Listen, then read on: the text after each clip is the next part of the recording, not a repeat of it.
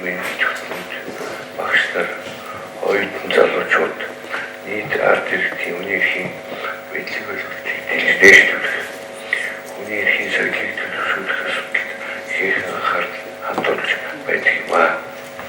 Хүний эрхийн үндэсний комисс нээлттэй нэгэн форумд хамтран Монгол улсад хүний эрхийн онлын судалгааг хөгжүүлж байгаа хүний эрхийн хамгаалагчдын эрдэм судлалын болон маргааш ажлын үр дүнг олон нийтэд түгээн дэлгэрүүлэх зорилгоор хүний эрхийн зураг лекцийг 2006 эхлэн зохион байгуулж ирсэн бөгөөд 2012 оноос эхлэн жилмөр 6-аас 7 илтгэгчийг болж лекц уншуулж байна.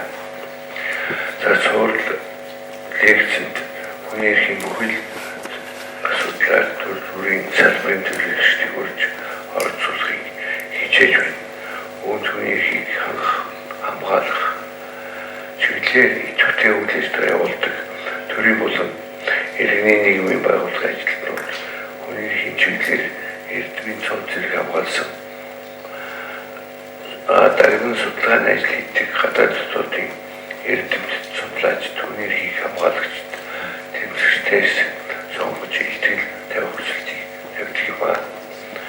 Бид өнөөдөр 2015 оны 4 дахь удаагийн лекцийг хүний эрхийн залтыг тайлбарлах сэдвээр Монгол Улсын их сургуулийн хууль зүйн сургуулийн багш, хууль зүйн ухааны доктор, дэд профессор Одоггүй мөн сайхныг үндсэн хууль болон хүний эрхийн олон улсын гэрээ конвенцээр баталгаажуулсан хүний эрхийн залтыг хэрхэн тайлбарлаж хэрэглэх талаар эрх зүйн онол, үндсэн хуулийн болон олон улсын эрх зүйн жишээлээр тайлбарлан бид бүхэнтэй санал бодлоо солилцохыг хүсч өөрч ирүүлээд байна.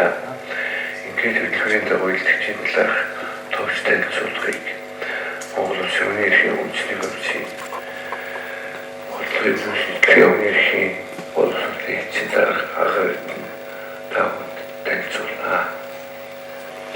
Мөнхсөн багш маань Монгол Улсын их сургуулийн хууль зүйн сургуулийг төгссөн. Нагоягийн их сургуульд бас хууль зүйн магистрийн зэргийг харьцуулсан эрх зүйн чиглэлээр хамгаалсан байгаа. Мөн харьцуулсан эрх зүйн чиглэлээр бол хууль зүйн докторийн зэргийг хамгаалж одоо Монгол улс дахь үндсэн эрхийн хамгаалтыг сайжруулах нь үндсэн хуулийн хяналтаар тайлбар гэсэн сэдвээр хамгаалсан. Одоо Монгол Улсын их сургуулийн хууль зүйн сургуульд багшилж эрдмийн ажил хийж байгаа юм байна. Ингээд мөнхсөн багштай нэг лекц эхлэнэ гэж орж байна. За юуны өмнө энэхүү хүний эрхийн сургууль лекцийг намайг явах боломж олгосон хүний эрхийн үндэсний комисс нээлттэй нэгэн форумын хамт олонд баярлаж байгаагаа илэрхийлье. За түнчлэн өнөөдрийн лекцийг сонсох гэж хүрэлцэн ирсэн та бүхэнд бас энэ өдрийн мэндийг хүргье. Миний Японд хамгаалсан докторийн диссертаци одоо нэг хэсэг нь байж байгаа. Тэгэхээр энэ талаараа та бүхэндээ хуваалцах байгаа юм аа. За энэ хүрээнд бол эхлээд Монгол улсын одоо үндсэн хуулийн цэцгийн шийдвэрийн тухай ярих болно. Яагаад тэгэхээр ер нь бол олон улсын гэрээ эсвэл үндсэн хуулиар хамгаалагдсан хүний эрх гэдэг бол эцсийн дүндээ шүүхээр одоо хэрэглэгдэж яг баталгааж тэр нөхцөл тогтолцоо бүрдчихэд. Тэгэхээр тэрний гол институт болох үндсэн хуулийн цэцтэй төвлөрж өнөөдөр ярих юм байна. За энэний дараа бол одоо манай үндсэн хуулийн цэцгийн шийдвэрүүдэд анализ хийгээд үзэх юм бол ямар хөө шинж төрхтэй юм бэ, ямар онцлогтой юм бэ гэдэг дээр ярина. За ингээд ер нь үндсэн хуулийн шүүх болон бусад альва шүүхээс шийдвэр гаргахдаа яагаад үнэлэлтэй шийдвэр гаргах ёстой юм бэ гэдэг тухай ярина. Яагаад тэгэхээр хүний эрхийн зөрчилийн тухай ярихад бид нар дандаа үнэлэл ярьж байна тийм. Тэгэхээр үнэлэлээ хийхгүй бол бид нар энэ тухай хэлцэх тэр боломж хязгаартай. За ингэсний дараа бол манай Монгол улсын үндсэн хууль за эсвэл Монгол улсын нэгдүгээр орсон олон улсын гэрээнд заасан тэр эрхүүдийг тайлбарлах ямар аргууд байдیں, ямар онолууд байдیں۔ За энэ дээрээс үндсэн хуульд ёс хуулийн засаглалыг бэхжүүлсэн, хүний эрхийг хамгаалсан сайн шийдвэрүүд бол бас хэд байгаа. Энийг бол бас дурдхан зүйлтэй. Тухайлбал юм бол одоо 2007 онд шийдвэрлсэн энэ хоёр шийдвэр байна тийм. Өөрөлдөл хайдвар болон бусад иргэд бол улсын хурлын гишүүд өөрсдөө одоо өөрсдийнхөө тойрогт бол 250 сая төгрөгийг хуваарлаж байгаа үндсэн хууль зөрчсөн ардчилсан ёс тэгш байдал зэрэг зарчим зөрчсөн гэсэн мэдээлэл гаргаж энийг одоо үндсэн хуулийн төвд бол үндсэн хууль зөрчсөнийг тогтоосон. За мөн улсын хурлын дарга нэмд орж бол хууль зассан. Улсын хурл хууль батлсны дараа бол засвар оруулсан. Агуулгын болон хэлбэрийн засвар оруулсан гэдгийг фактаараа тогтоогоод энэ маргаан. Тэгэхээр энэ хоёр шийдвэр бол цэцгийн бусад шийдвэрүүдтэй харьцуулбал агуулга үр дүн төдийгүй үнэлгээ нь бол нэлээд сайн гарсныг бол бид уншаад хэлэх боломжтой. За сүүлийн үед гарсан сайн шийдвэр гэдэг нь энэ очир баг гэж өмгөөлөгчийн одоо гаргасан мэдээлэлээр одоо шүүхийн мэргэжлүүд ажиллагааны төвшинг шүүхийн мэргэжлийн хорооноос үнэлээд энэ дүнгээр шүүгчийн цалин 50% нэмэх эсвэл огтуул хийх асуудлыг бол шүүхийн мэргэжлийн зөвлөл хийх тэр заалтыг хүчингү болгосноор шүүхийн хараад тус бие даасан байдлыг хамгаалсан юм шийдвэр болсон. Тэгэхээр ийм сайн шийдвэрүүд байгаа гэдгийг бол дурдхан зүйлтэй. Гэхдээ энэ цэцгийн шийдвэрүүдэд анализ хийгээд үзэх юм бол хоёр одоо тулгамдсан асуудал гэж хэлж болохоор гарч ирж байна. За нэгдүгээр нь бол манай үндсэн хуулийн цэц ихэнх шийдвэртэй үндэслэлээр бичдэг. Өөрөөр хэлбэл үндсэн хууль зөрчсөн байна, зөрчөөгүй байна, зөрчсөн үндэслэл тогтоогч юм, эсвэл тогтоогдохгүй байна гэдээ хэлээд орхидог. Ихэнх шийдвэрлэр юм байна. За тэгээд энд бол ганцхан миний видеодыг бусад суулаач. Жишээлбэл Чимэд багш бол 2007 онд үндсэн хуулийн ойн хэлцүүлэг дээр бол ийм зүйл хэлжсэн. Өөрөөр цэц зөрчсөн зөрчөөгүй байна гэдээ хоёр үг бичдэг. Түүний шалтгаан үндэслэл гэж байдгүй. За онлын шүүх байх ёстой гэж ярьдаг. Гэтэл бол онлын үндэслэл гэж байдгүй. Тийм нэлээд бас шүүмжлэлтэй хандж байсан. Тэгэхээр энэ дээрээс миний одоо хариулахыг хүссэн асуулт юу вэ гэхээр үндсэн хуулийн цэцгийн шийдвэртэй үндэслэл бичихгүй байж болд юм уу гэж. За энд хариулахаас өмнө бас шалтгааныг хайж үзье. Яагаад одоо үндэслэл бичдэггүй тохиолдол гардыг байна.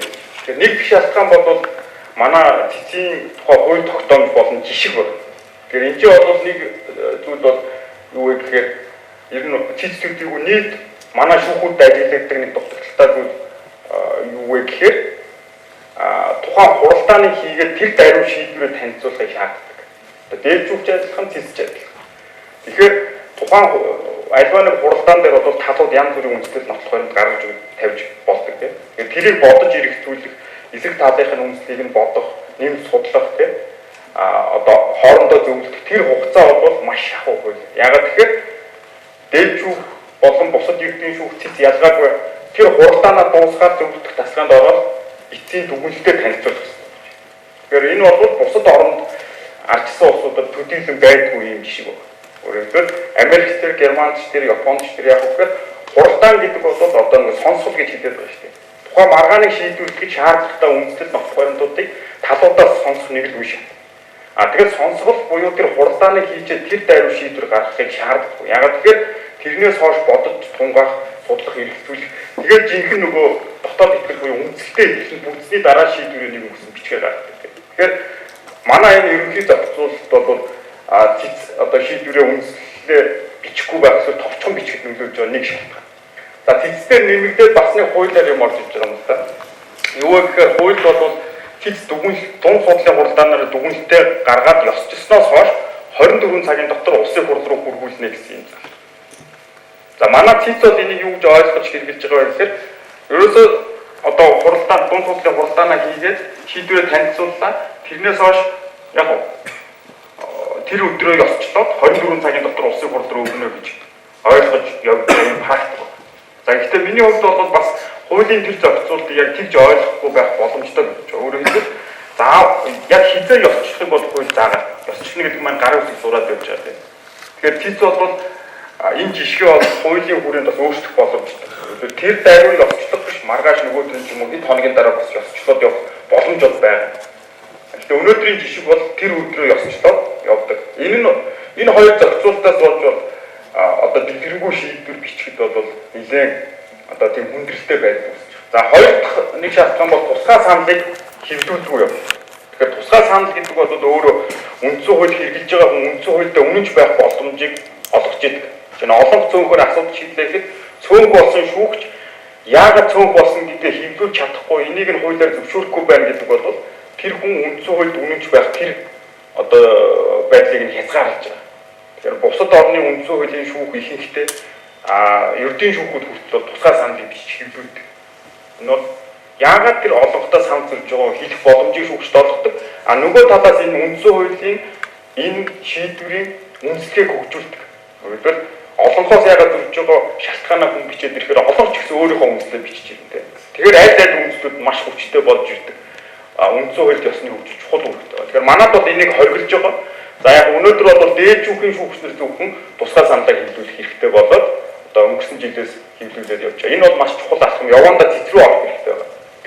За гурав дахь нэг одоо шалтгаан үндэслэл баг бичлэг шалтгаан бол энэ социалист эрхтэн соёл.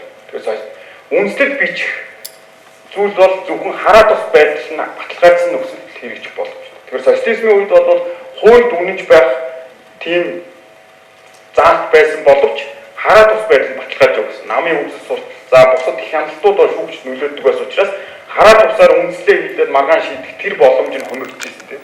Тэгэхээр ерөнхийдөө бол үндэслэл бичдэггүй тийм соёл бол социализмын одоо 50-60 жил бол явж ирсэн. Тэгэхээр энэ инерц бол бас тэр чигээрээ өнөөдөр нөлөөлж байгаа гэж бас хэлж болно. Ялангуяа цэцтэй. За дөрөвдүгээр бол манай үндсэн хуулийн цэцгийн бүрэлдэхүүн та бүхэн мэдж байгаа. Мэргэжлийн биш хүмүүс бол байнга байж байгаа. Ер нь бол цэцгийн гишүүдийн 20-оос 30% нь бол дандаа хуульч биш хүмүүс байж ирсэн. Ихэнхдээ инженер хүмүүс байсан. Одоо нэг инженер хүн байна. Одоо түүхч хүн байна тийм. Өмнө нь бас нэг түүхч хүн байж ирсэн. Тэгэхээр яг мэргэжлийн хүн хуульч хүн ганцхан сайн шийдвэр гарган зөв шийдвэр гарган гэсэн баталгаа байхгүй боловч хуулийн боловсролтой энэ чиглэлийн туршлагатай хүмүүс бол сайн шийдвэр гаргах тэр мэдлэг чадвар боловсролыг эзэмшсэн байдаг учраас ер нь бол бусад оронд ийм хүмүүсийн томилдгийг тав мэдж байгаа. Тэгэхээр ийм шалтгаануудаас болоод бол бас энэ үндэслэл товч гарна эсвэл огт бичигдэхгүй байгаа гэж хэлж байна. За тэгэхээр одоо үндэслэл гэж юу юм бэ гэсэн юм руу орох хэрэгтэй болж байна. Тэгэхээр англиар бол judgment гэдэг тийм. Тэгэхээр манай мөнхийн философийн техник багш нарын judgment-ийг оюун дүгнэлт гэж орчуулдаг. Одоо Кантын нэг зохиол өгдөг. Тэрийг оюун дүгнэлтийн шүүмжлэх гэж орчуулж байна. Тэгэхээр энэ judgment гэж шүүхэл гаргадаг зүйл байна шүү дээ. Ерөнхийдөө гол аль бие усны хэрэглээнд бол бусад институтын гаргадаг шийдвэрийг өөрөө нэрвэдэг. Тэгэхээр одоо энэ judgment буюу оюун дүгнэлт юу гэхээр тодорхой үндслүүдээр тулгуурлаад гарч байгаа дүгнэлт энийг цогцоор нь бол judgment гэж хэлж байгаа. Тэгэхээр бид нар бол шүүхийн шийдвэрийг бусад бүх шийдвэртэй адилхан нэг нэрээр оноож байгаа нь бас энэ шүүхийн энэ шийдвэр үндэслэгдсэн байх тэр мөн чанарыг нь бас бүдгрүүлж байгаа юм байх юм. Тэгэхээр монгол хэлнээсээ яг энэтэй дүүцэхүүг хайх юм бол магадлал гэсэн үг байж болно. Магадлал. Өөрөөр магадлал гэдэг нь юмнуудыг магадлаж байгаа үннийг тогтоо. Үндэслүүдийг нь магадлаж байгаа дүгнэлтэд хүрэн тэрийг яг бичнэ. Тэгэхээр магадлал гэж хэлэх боломж.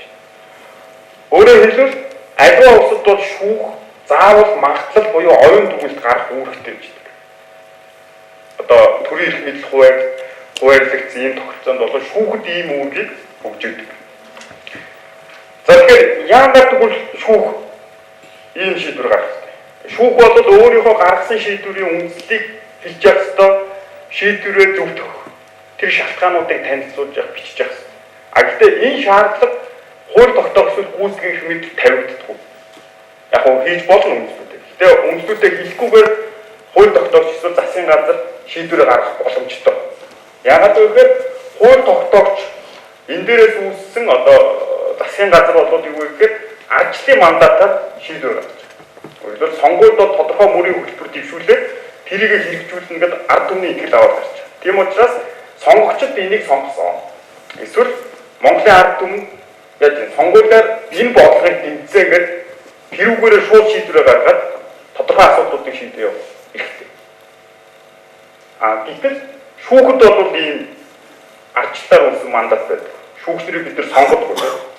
Ягаад гэхээр шүүгчрийг бид нар хараа тус байдлын томилдог. Бүх насаар нь томилдог. Тэтгэл гаргасан томилдог. Тэгэхээр ихтэй шүүгчнэр бол бидний амьдрал одоо ажил мэргэжилтэй холбоотой хамгийн чухал шийдвэрүүдийг гаргаждаг. Тэгэхээр тэр энэ маргааныг шийдвэрлэх легитим шинж шүүхэд яаж бий болох юм? Гинт хэрэг үйлчлэгийг шийдэж байгаа. Яг тэрэ бидний өмч хөргийг шийдэж байгаа. Тэгэхээр мэдээж энийг зөвтгөх нэг үндэслэл бол яхаарахгүй шүүхийн тэр одоо албан тушаал тэрийг дагсан эрх хэмжээ мөн үгүй мөн. Өөрөөр тэр шаардлагаангаар томилсон шүүгч хүн яаж эрх хэмжээг хэрэгжүүлж байна. Гэхдээ энэ хангалтгүй. Яагаад хангалтгүй вэ гэхээр шүүгч хүн яаж томилж байгаа гэхээр хуулийн засаглалыг бодит байдал болгох юм. Өөрөөр хуулийг хэрэглэхийн тулд томилж байгаа тийм. Тэхийн тулд хараад байгаа, тэхийн тулд томилж байгаа. Тэгэхээр шүүх бол шүүх эрх мэдлийг хэрэгжүүлэх одоо зөвтгөх нь бол ганцхан шүүгчийн эрх хэмжээд үдийгүй тэр шийдвэрээ үндэслэж байгаа байдлаар илэрч байдаг. Яг тэгэхээр шүүгч өөрөө хуулийн засаглалыг хэрэгжүүлэх гэж байгаа юм бол өөрөө хуулийн засаглал захирагч байгаа гэдгийг харуулж байгаа юм. Тэрийг яаж мэдэх вэ? Бид нар зөвхөн үндэслэлтэй бичиж байгаа тохиолдол. Тэр үндэслэлтэй бичихгүй бол бид нар тэр шүүгч хууль хэрэглээд маргаан шийдэж байгаа мó эсвэл өөрийнхөө мухас үсгээ шийдэж байгаа мó олонхын санаа бодол захирагч байгаа мó мөнгөтэй нөлөөтэй хүмүүсийн ашиг сонирхолд нийт шийдэж байгаа мó тэрийг мэдэхгүй. Тэгэхээр бид нар яг зөвхөн хуулийг ингэж шүүгч ойлгож байна. Тэ?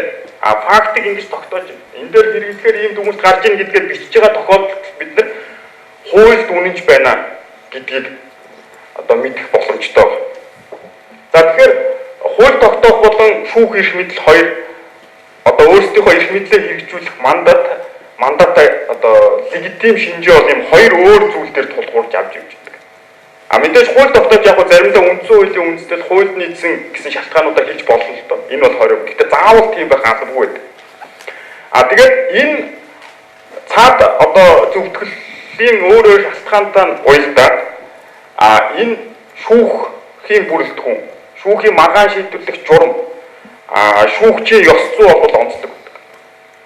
Өөрөлд хуульчид бүрдүүлдэг маргаан шийдвэрлэх процедуртаа за тэгээ ёс зүйн дүрмэн ч гэсэн яг шүүгч төвийг сахих гэсэн тэр суурь зарчимтай болгож байна. Хууль тогтоогч бол яг өөр процедурт ардчлалаар мандат авч гарч ирдэг учраас хууль тогтоох процедур нь өөр, хууль тогтоох байгууллагын бүрэлдэхүүн нь өөр, соёл нь өөр, тийм ёс зүй нь. За тэгэхээр шүүх бол заавал үндэслэгдсэн шийдвэр буюу оюун дүгнэлт гаргаж явах үүрэгтэй байна. Шүүгэл юм бол жажмент гаргах хэрэгтэй, магадлал гаргах хэрэгтэй. За тэгвэл үндэслэгдсэн шийдвэр ерөнхийдөө 3 чиг үүрэгтэй. Нэгдүгээр бол шүүгч тэр тухайн асуудлыг дур зоргоороо шийдвэрлэв гэдгийг харуулж байдаг. Өөрөлд яагаад ингэж шийдвэрлсэн, хуулийг юу гэж ойлгож байгаа, яаж тайлбарлаж байгаа, ямар үндслээр шийдвэрлэж ийн гэдгээ бичиж байгаа бол дур зоргоороо шийдэв гэдгийг харуулж байгаа. Хэрвээ тэрийгэ бичээгүй бол бид нар дур зоргоороо шийдэж ийн гэж хардхаас өөр аргагүй байдлаар болж байгаа. Ялангуяа үндсэн хуулийн шүүхтэр бол энэ бүр чухал. Дээд шүүхтэр бүр чухал. Дээд шүүх бол хуулийн тайлбарыг эзэлж байгаа шүү дээ тэмцээ. Эцсийн хуулийн тайлбарыг тэнд хийж байгаа. За үндсэн хуулийн шүүх бол яаж вэ? Үндсэн хуулийг тайлбарлаж байгаа. Үндсэн хуулийг юу гэж ойлгох вэ гэдэг эцсийн үгийг үндсэн хуулийн шүүх хэлж байгаа. Ялангуяа ард түмнээс ардчсан сонгуулиар мандат аваад гарч ирсэн парламентын олонхын баталсан хуулийг хүчингү болгож байгаа учраас үндсэн хуулийн шүүх яг бүр илүү онгодын үндэслэл хэлэх ёстой, бүр илүү сайн гаргалгаатай байх ёстой, логиктой байх ёстой. Тэгжээс бид нар тэр хүмүүсийн дээр хөх тэнгэр биш үндсэн хууль байгаа гэдгийг харж чадна. Тэгэхгүй үндэслэл бичихгүй бол дээр нь хөх тэнгэр байгаа юм уу юу ч байгаа мэдэхгүй шүү дээ. Тэгэхээр цэцэн гишүүний дээр бол үндсэн хууль байх ёстой. Үндсэн хууль байгаа гэдгийг бид нар үндслээр мэдчих чадна гэж. Тэр хоёр дахь зүйл байна. Хоёр дахь чиг үүрэг. Тэр нь бол хэрвээ шүүх үндслээ гаргаад ирэх юм бол талуудыг хүн гэж үзэж байгаа. Тэгэхээр бид нар хүнийг хүн гэж хүндэж байгаа хамгийн ихэнх хүндэт бол хүнийг ухаантай байх чадвартай хүн гэж хүндэж байгаа тэр хүн тийм баха. Тэгэхээр шүүхтэр очиж байгаа хүн болгон бол амьдралын чухал зүйл тэнцээ яригдж байгаа учраас маргаад явж байгаа тийм шүүхтэд явж байгаа. Эсвэл одоо нийтийн ашиг сонирхлын төлөө маргаад явж байгаа. Тэгэхээр тэр хүмүүсийн гаргаж тавьж байгаа үндслүүдийг үндсэн хуулийн шүүгч бай, ердийн шүүгч бай яг маш сайн сонсоод хүлээж авахыг нь аваад аваагүй бол яагаад аваагүй гэдгээ тайлбарлаад тэгээ үндслээ хэлээд шийдвэр гаргаж байгаа явдал бол тэр шүүхийн өмнө байж байгаа маргааны талуудыг хүн гэж үзэж байгаа явдал.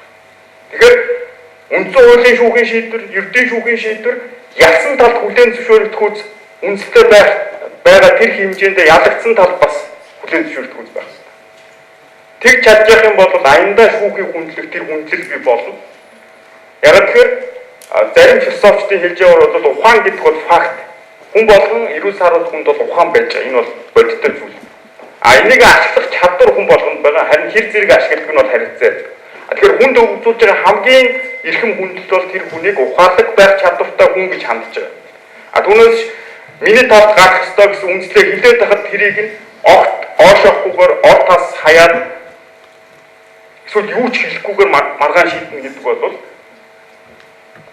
талуудыг хүний эрхэм чанарыг хүндлэхгүй байгаа гэсэн ийм зүйл рүү орох боломжтой. За гурав дахь одоо чиг үүрэг бол хүмүүст эрх чөлөө бидлүүлж идэг үндэслэлтэй шийдвэр.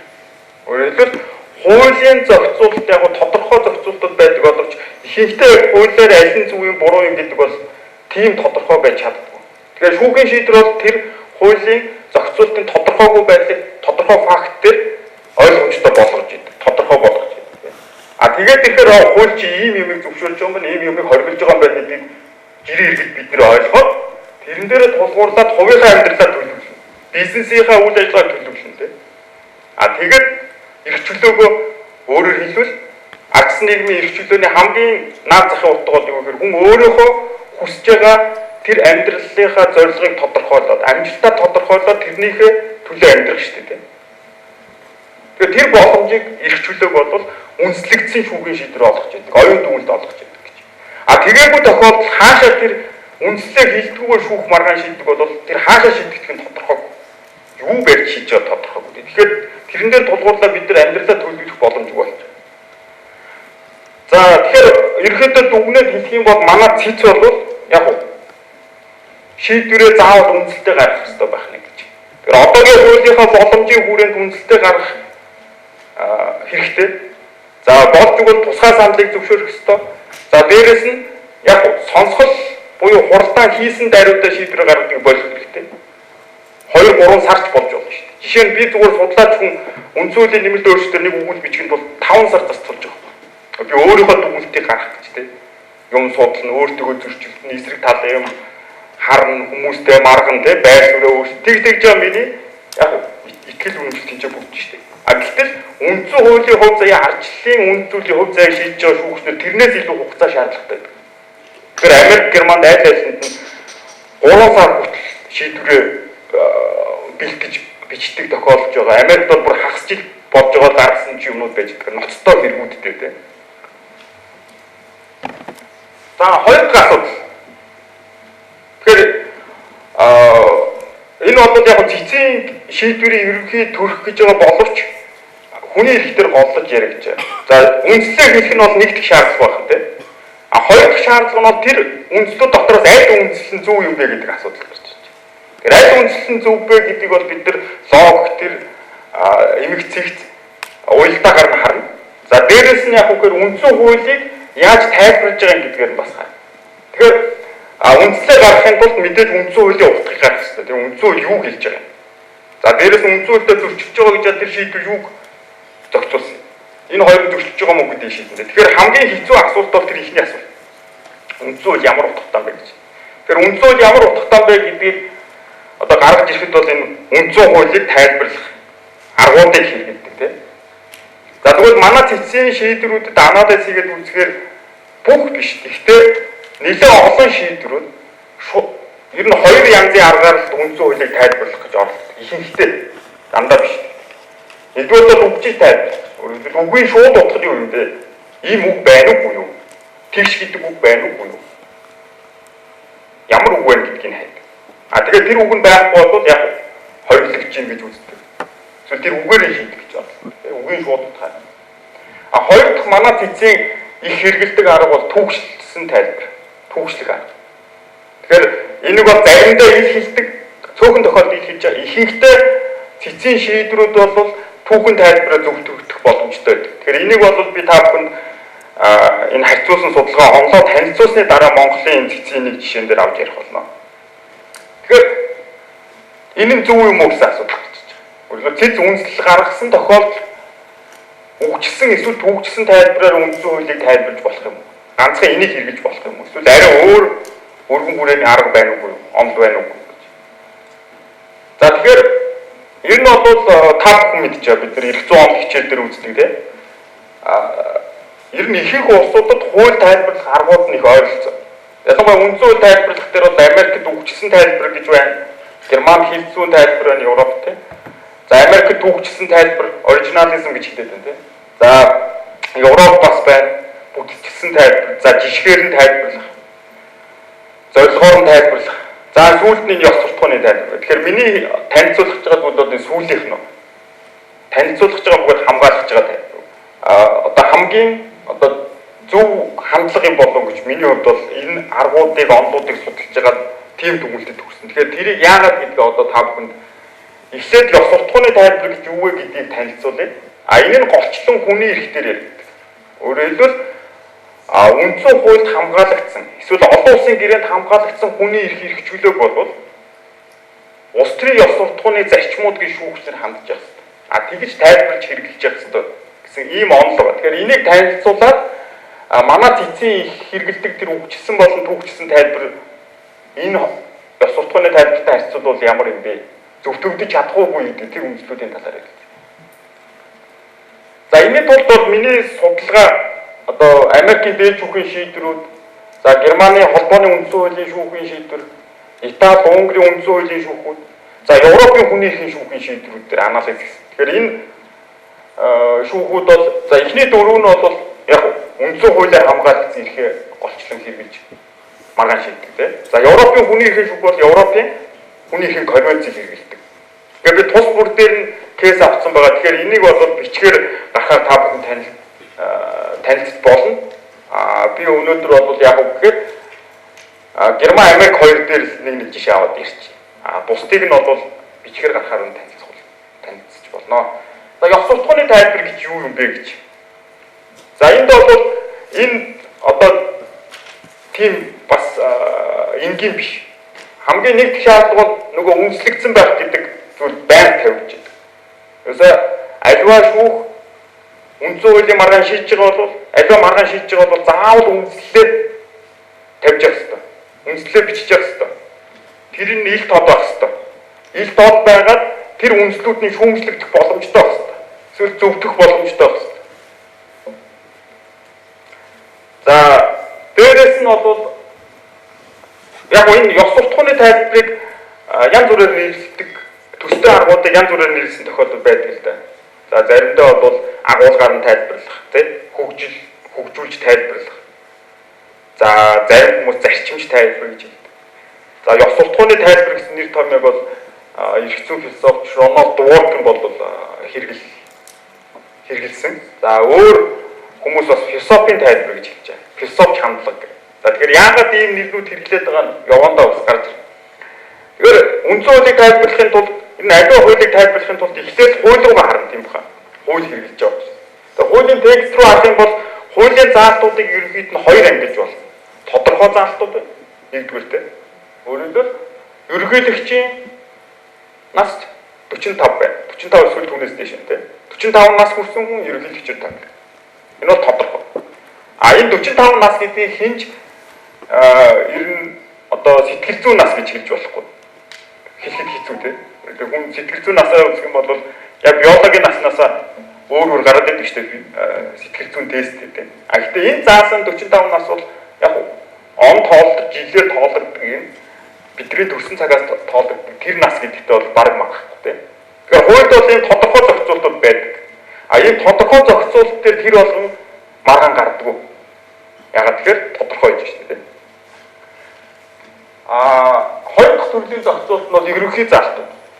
Эрдэнэ хуульдж байгаа, үндсэн хуульдж байгаа.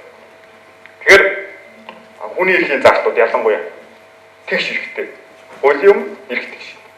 Тэгвэл үзэл бодлоо чөлөөтэй илэрхийлэх хэрэгтэй. Ирүүдийн шүүлтээс ангид байх хэрэгтэй. Хувийн амьдрал хандшгүй байх хэрэгтэй. Яг юу хийж байгаа юм чинь.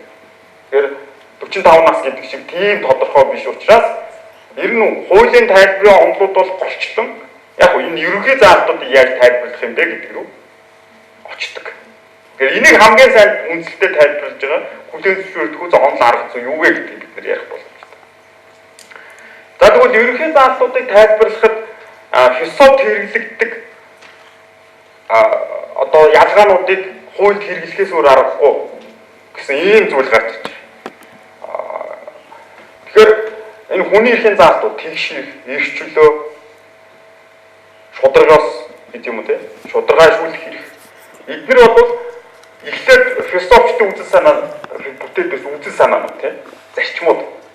Тэгж байгаад яс Америкийн үндсэн хуулиас эхлээд позитив хуулийн дээр бууж гисэн те. Тэгэхээр энд бол наач юусэн хууль дээр байгаа зөвхөн хуулийнхаа лидийг шийднэ гэж байна. Тэгэхээр бид нар философи ялангуяа хэл зүйн философи ёс суртахууны болон улс төрийн философиг тэнд гарсан ололтуудад яг харахгүй энэ текст тайлбарлаж байгаа учраас хэрэглэгдэх боломжтой. Тэгэхээр философид гаргадаг нэг одоо ялгаа юу вэ гэхээр үзэл санаа болон үзэл баримтлал хоёрыг ялгадаг.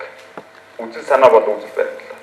Тэгэхээр энэ нь бол энэ хоёрыг ялгаж үзэх нь тэр ерөнхий заалтуудыг тайлбарлахад туслана гэж яригддаг. Тэгэхээр энэ ч бол би энэ Дворкны жишээ авъя л да. Гэхдээ жоохон өөрчлөлтсөн.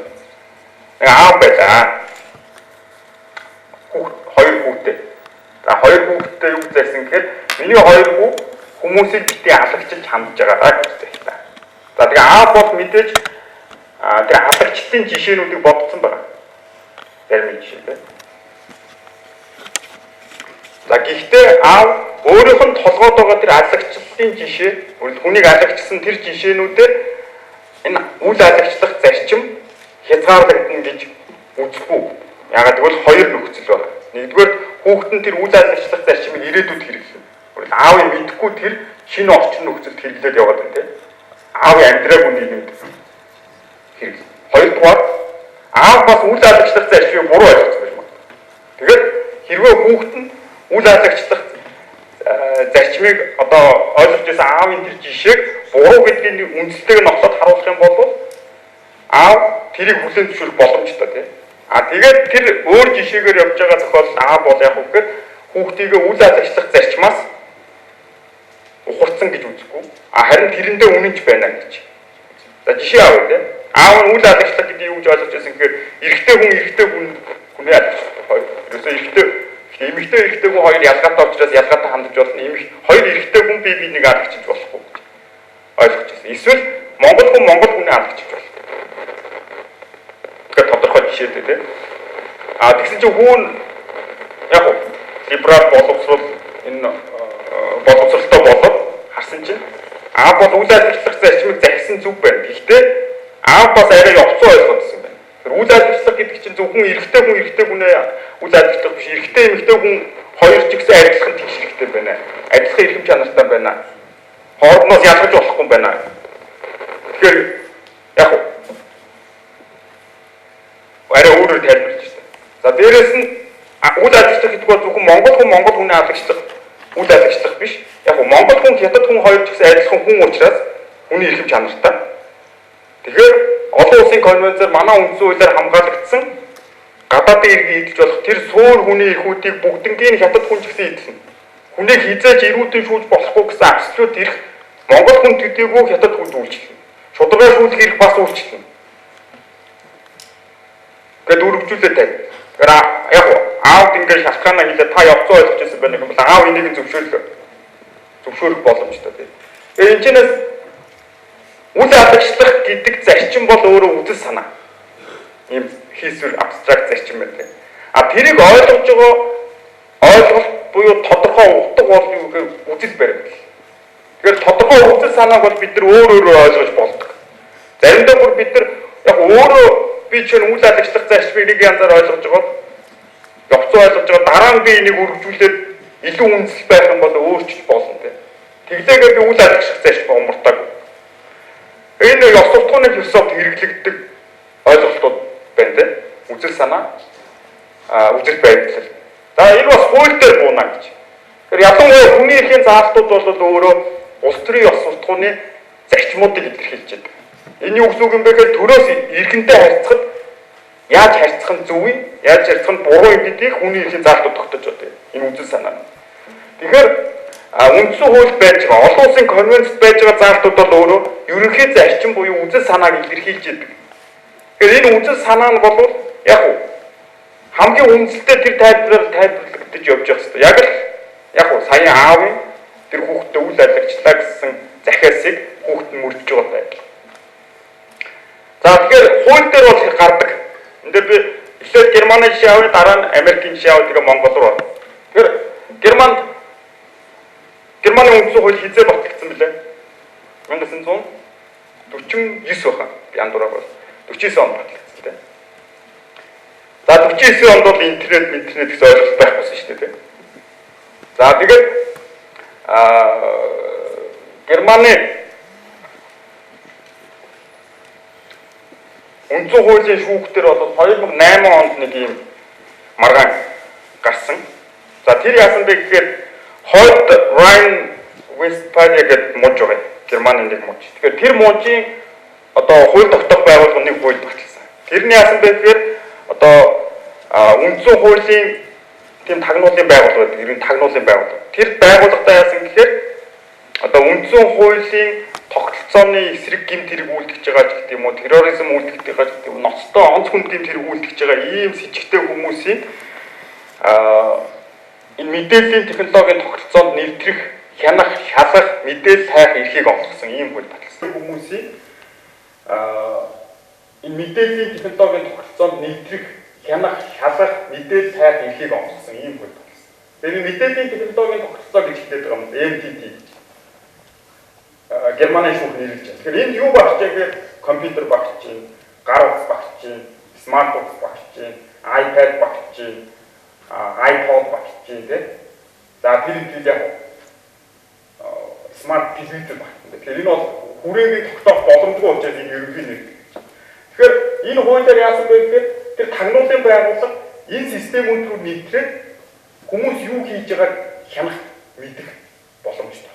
Жишээлбэл нэг вирус ч юм уу нэг юм явуулаад нэг хүнээс нэг имэйл ирэхэд тэрийг нэг шууд компьютерт нь тэр вирус суугаад тэр хүн хинлүү ямар имэйл явуулж байгаа, хинтээ чатлж байгаа, юу бичиж байгаа, юу хийж байгаа, ямар кино үзэж байгаа, ямар вебсайт руу бүх юм мэдэх боломжтой.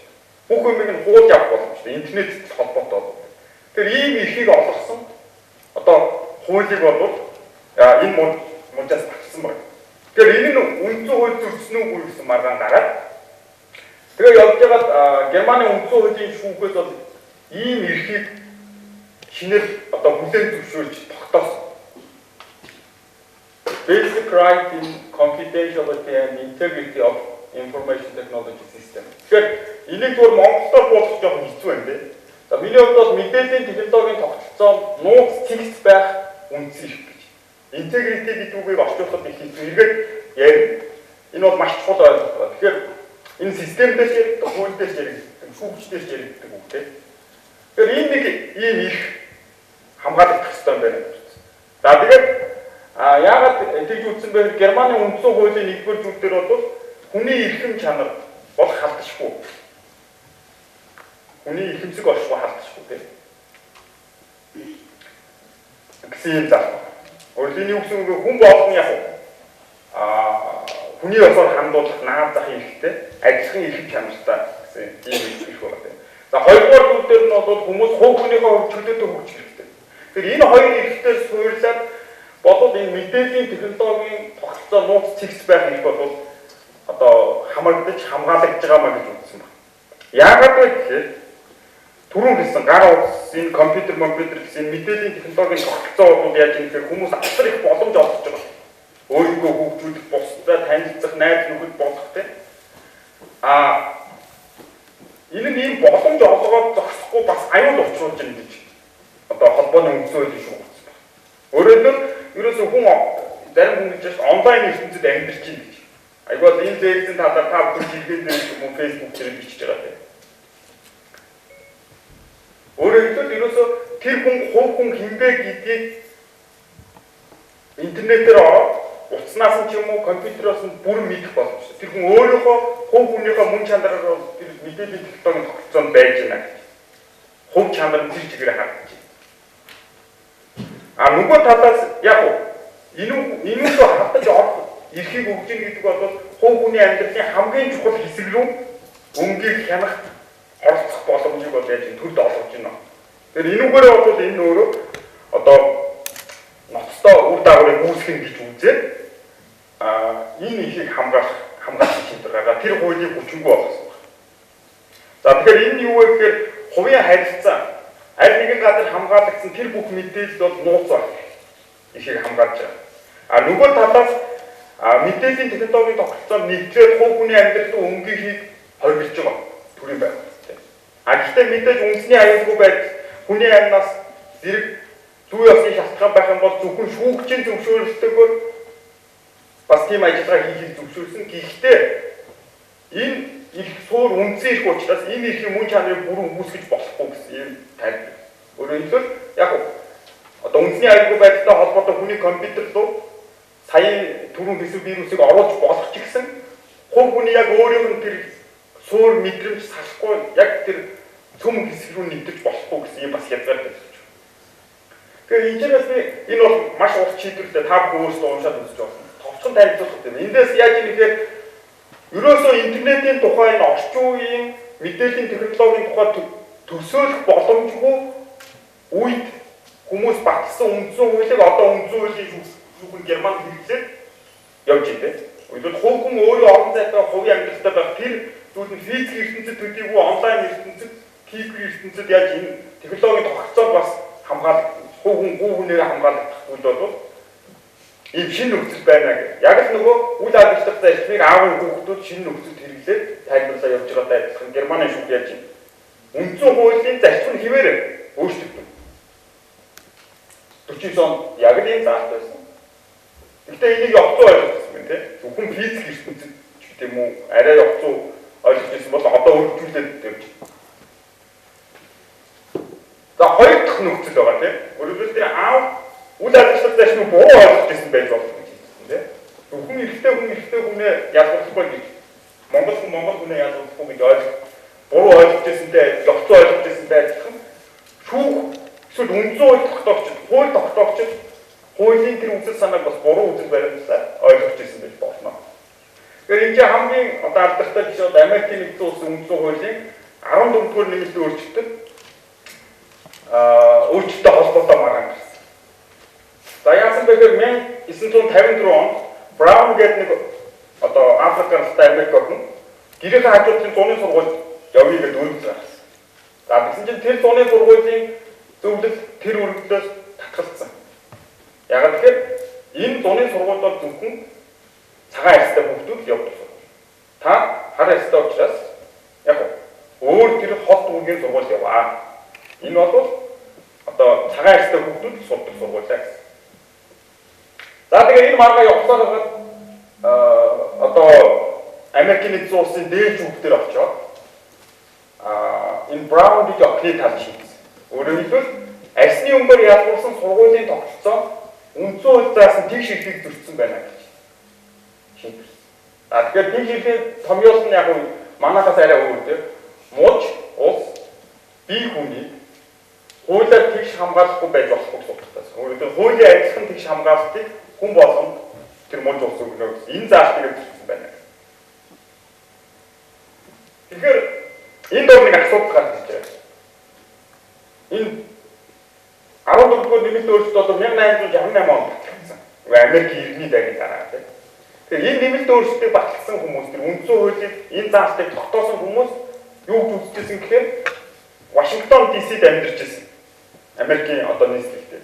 Тэр муужид тэр ДС-д бол тэр хүмүүс өөрсдөө юм арьсны өнгөөр ялгуулсан сургуулийн тогтолцоонд хүүхдүүдэд явуулж байсан. Тийм сургуулиуд байсан.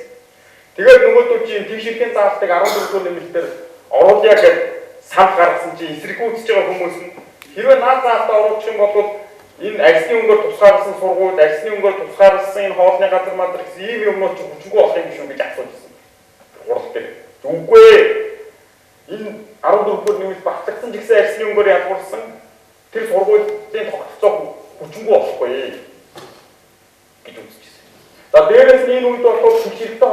маргааныг одоо Америкийн дэжүүгээс шийдвэрлэжсэн. Тэгэхээр тэр алдартай бас нэг хэрэг байна л да. Энэ дээр юу гэж үзсэн гэхээр Америкийн дэжүүг энэ арьсны өнгөөр ялгуулсан сургуульч бай ямар нэг тогтцоо бол тэгш ихэд зөрчөөгүй. Ямар тохиолдолд зөрчөөгүй вэ гэхээр хүн болгонд адилхан боломж олгож байгаа. Болов яг тод зөрчөөгүй. Өөрөөр хэлбэл тусдаа байж болно. Хамгийн гол нь тэгш байх хэрэгтэй.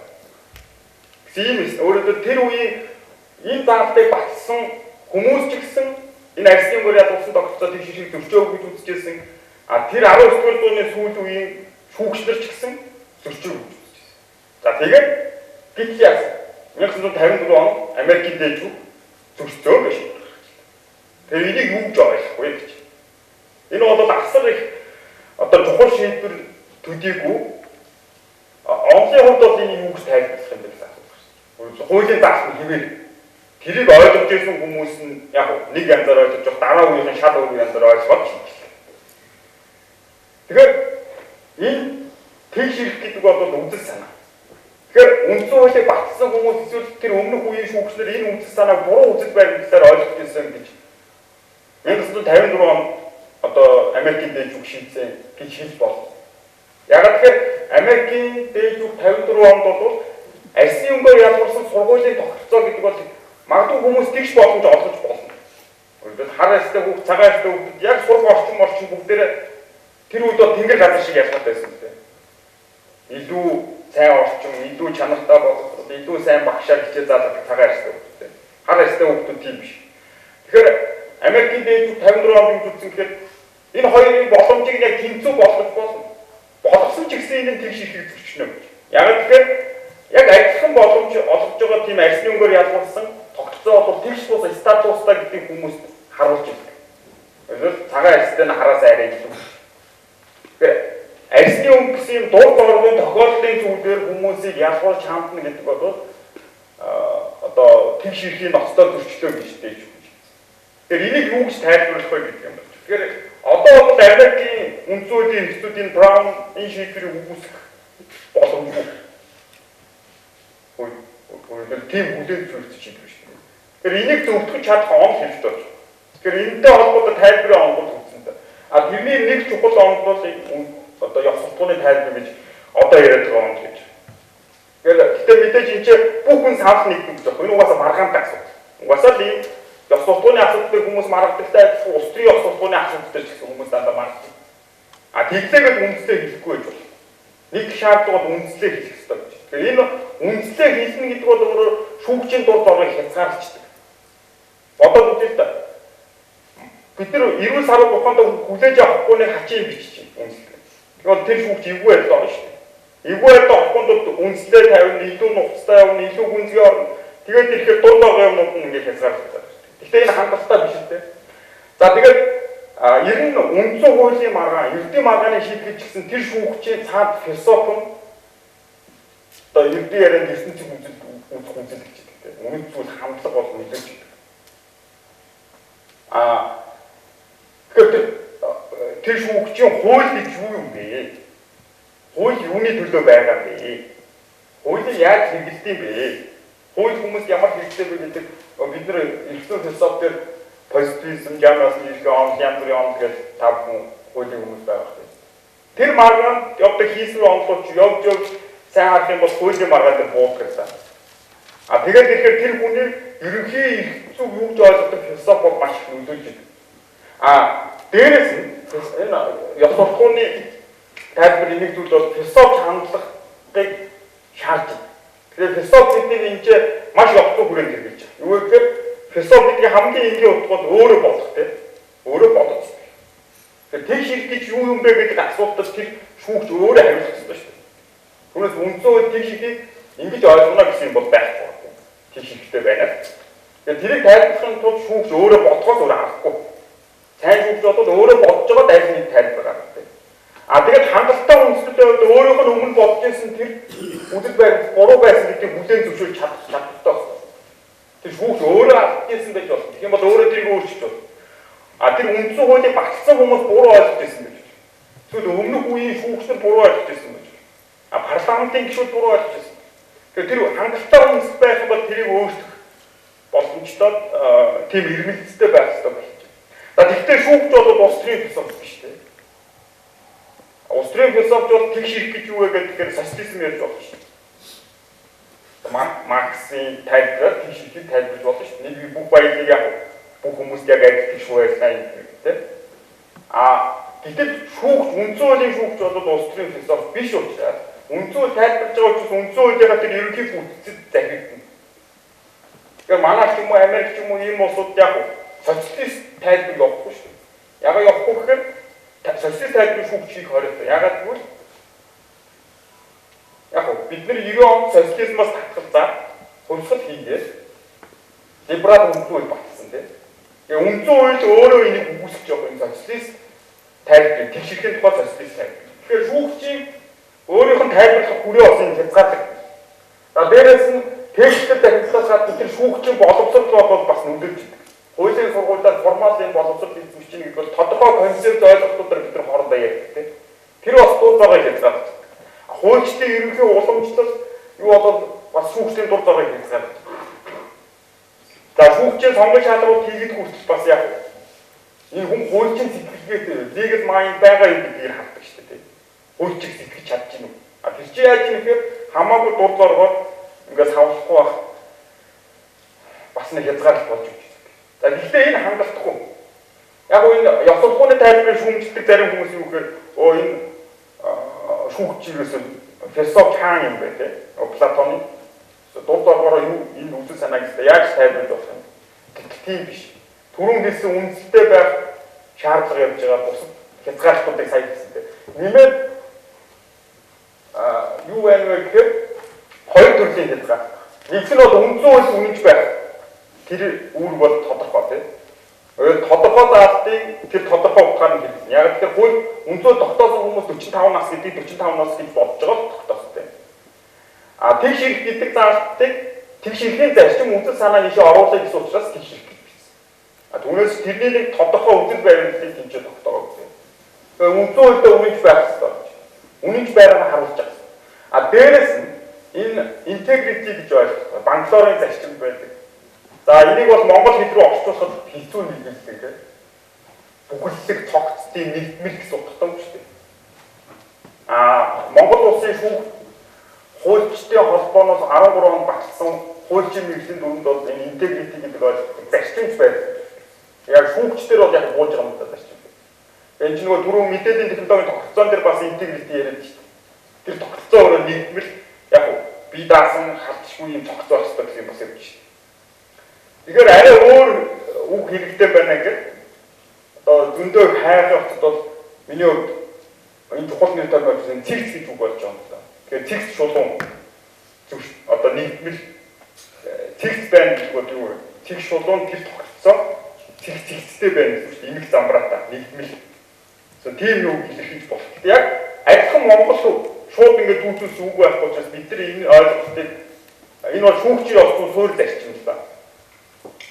Бүр ганцхан энэ англи хэлтэй улсууд гэдэг нь банклорын зарчим гэдэг олон улсын ерөнхий шүүгчдийн батлсан тэр журам байж байгаа суурь нэг зарчим гэдэг. Тэгэхээр энийг бол өмнө нь Монгол зүгээр үнийн шудраг байдал гэж уулгаж байна. Үнийн гэдэг чинь нэг ойлголт, шудраг гэдэг чинь нэг ойлголт. Энэ хоёр ойлголтын үгийг нийлүүлэн гутаа гурав дахь ойлголт нэг болохгүй шүү дээ. Бид нар гурав дахь үг сонгох. Тэгэхээр одоогоор миний зүгээр олсон тэр зарчимч байдал гэдгээс гадна цэгц гэсэн үг байж болох юм байна. Энэ ямар утгатай бэ гэж. Цэгц. Шүүгч хүн цэгц байна. Цэгц гэдэг маань юу вэ гэхээр шүүгч хүн өөрөө өөртөө зөрчилдөг байх хэрэгтэй. Ам үйл хоёр нийцдэг байх хэрэгтэй. Нэг зарчмаараа нэг юмд хандсан бол яг адилхан тохиолдолд тэр зарчмаараа ханддаг байх хэрэгтэй. Нэг тохиолдолд нэг янзаар хандаад нөгөө тохиолдолд шал өөрөөр хандаа шийдээд явах юм тэрийг дурд зорох юм дээ. Integrity буюу цэгц зарчимч байдал бол хоёр төвшөнд үйлчлдэг гэдэг. Энэ бол үндсэн хуулийн шүүгчдээс адилхан, ердийн шүүгчдээс. Босоо төвшөнд яаж үйлчлдэг гэхээр тэр шүүгч нэг судлаач юм уу эсвэл философч биш шүүгч учраас үндсэн хууль тайлбарлаж шүү дээ. Тэгэхээр 92 оноос хойш үндсэн хуулийн цэцэд байсан хүмүүс тэр шүүгчээр томилж ирсэн тэр хүмүүс тэр хуулийг яаж тайлбарлаж ирсэн? Тэр ерөнхий жишгүүдэд тогтоогдсон зарчмуудад нийцж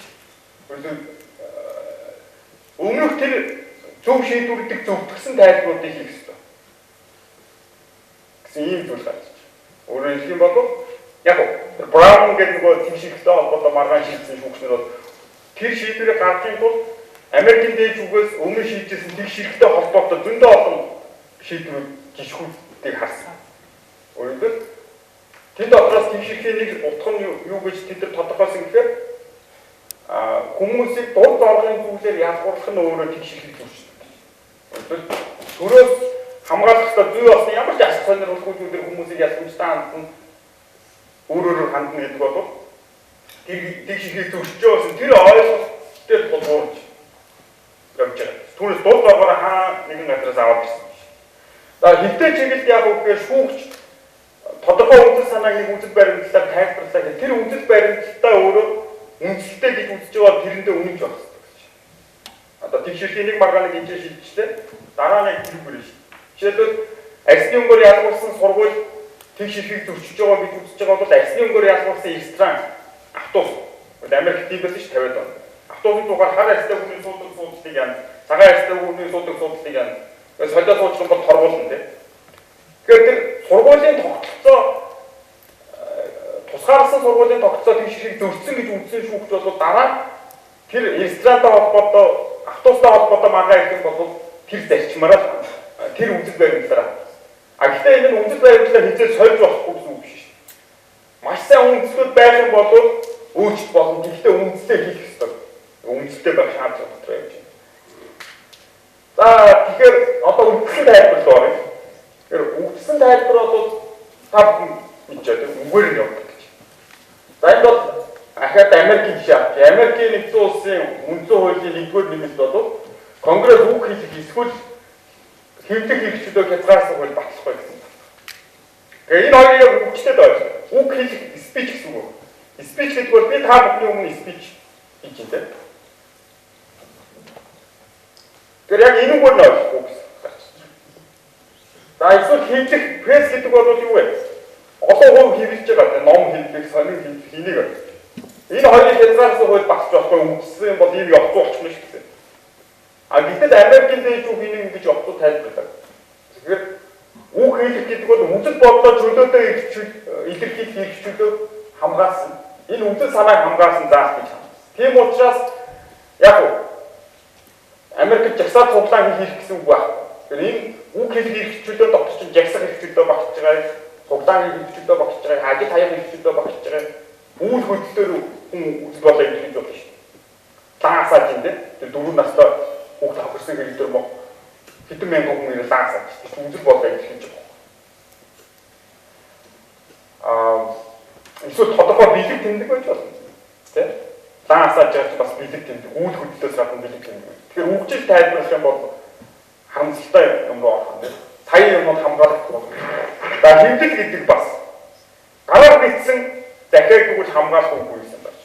Гараар бичсэн дахиад бол хизээж яг үгчлээд явах юм бол пресс биш шүү дээ, тийм. Ингээ гараараа захих бичдэг. Нөгөө манайхаар бол яг сүүлийн үнцүүд учраас нөгөө харилцаа холбоо халдчихгүй байх их дотор ороод бичиж байгаа юм.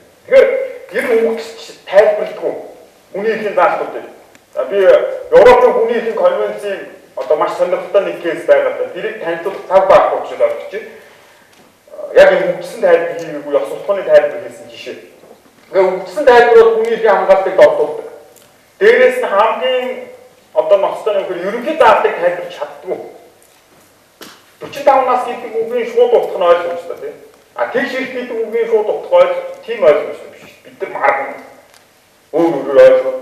Өөр жишээ авах гэж тэгж байгаа концепт үзэл баримт гарч байна. За дараагийн хувьд юу вэ гэхээр манай эцсийн хийдэг түүхчсэн тайлбар. Тэгэхээр түүхчсэн тайлбарыг ерөнхийдөө хоёр утгаар хэрэглэдэг гэдэг. Нэг нь болохоор ерөөсөө үндсэн хууль тогтоогчдын бодол санаагаар хийдэг. Харамсалтай энэ ажил өөрөөр тэр үндсэн хуулийг баталжсэн хүмүүс юу болж байсан бэ гэдгийг бид нар тогтоох боломжгүй шүү дээ. Өсөж очиод толгой дотор нь ороод хүн болгоныхын ардын хурдан 120 гишүүний толгойд юу бодож ирсэн гэдгийг бид нар мэдж чадахгүй тийм. За зарим хүмүүс протокол уншдаг. Тэгэхээр протокол уншаад тус болохгүй. Яг зүгээр мэдлэг энэ үгээс протоколоор асуудал шийдэж болохгүй. Яг тэгэхээр үндсэн хууль тогтоосон хүмүүсийн тэр хурлын протокол гэдэг бол зарим хүн үгээр хэлдэг. Өөр юм хэлсэн зөрчилсөн хэлсэн. Тэгээ алийг нь зүг үзэх. А дээрээс нь тэр хүний хэлсэн үгэн дээр санал хураад. Жишээлбэл яг уу Гамбаяр гишүүн Усын баг хурал дээр үндсэн хуулийн хяналтыг дээж өгөх ёстой гэсэн үзэл баримт хамгаалаад үг хэлж байлаа. За чимэд багш эсрэг үг хэлж байлаа. Тэр яг тэр хүмүүсийн хэлсэн үгээр бол тэр үндсэн хуулийн тайлбар эцсийн дүндээ яг тэр үндсэн хууль тогтоож байгаа хүмүүсийн яг гар өргөөл санал хураасан тэр текст л ярих ёстой. Тэр тэд нар текстэн дээр санал хураасан. Тэгэхээр түүхсэн тайлбарын ихний хувьд бол явагдав. Хууль тогтоогчдын бодлоор шийднэ гэж. А хоёр дахь хувьд нь юу гэхээр тухайн нийгэмд хүлээн зөвшөөрөгчөөс утгаар тайлбарлана гэж. За энийг хамгаалдаг одоо Америкийн шүүгчнэр байна л яг энэ онолыг оригинализм гэдэг тийм. Скадия гэдэг албатай зүйл. Тэгэхээр энэ шүүгчийн үгсээр бол юу гэхээр ерөөсөө тэр үндсэн хуулийн тэр эрхийн заалтыг бол тухайн үед тэрийг батжсэн хүмүүс тэгш ирэх гэдэг үгийн шууд утгаар тийм ойлгомжтой биш шүү дээ. Бид нар марган өөрөөр ойлгох, өөрөөр жишээ авах тэгж байгаа концепт үзэл баримт гарч ирж байгаа. За дараагийн хувьд юу вэ гэхээр манай цэцэн их хийдэг түүхчсэн тайлбар. Тэгэхээр түүхчсэн тайлбар ерөнхийдөө хоёр утгаар хэрэглэгддэг л дээ. Нэг нь болохоор ерөөсөө үндсэн хууль тогтоогчдын бодол санаагаар шийднэ гэж. Харамсалтай энэ ажил өөрөөр тэр үндсэн хуулийг баталжсэн хүмүүс юу бодож байсан бэ гэдгийг бид нар тогтоох боломжгүй шүү дээ. Өсөж очиод толгой дотор нь ороод хүн болгоныхыг ардын хурлын 120 гишүүний толгойд юу бодогч байсан гэдгийг бид нар мэдж чадахгүй тийм. За зарим хүмүүс протокол унших хэрэгтэй. Тэгэхээр протокол уншаад тус болохгүй. Яг зүгээр мэдлэг нэмнүүхээс протоколоор асуудал шийдэж болохгүй. Яг тэгэхээр үндсэн хууль тогтоосон хүмүүсийн тэр хурлын протокол гэдэг бол зарим хүн л үгээр хэлдэг. Өөр юм хэлсэн, зөрчилсөн юм хэлсэн. Тэгээ алийг нь зүг гэж үзье. А дээрэс нь тэр хүний хэлсэн үгэн дээр санал хураад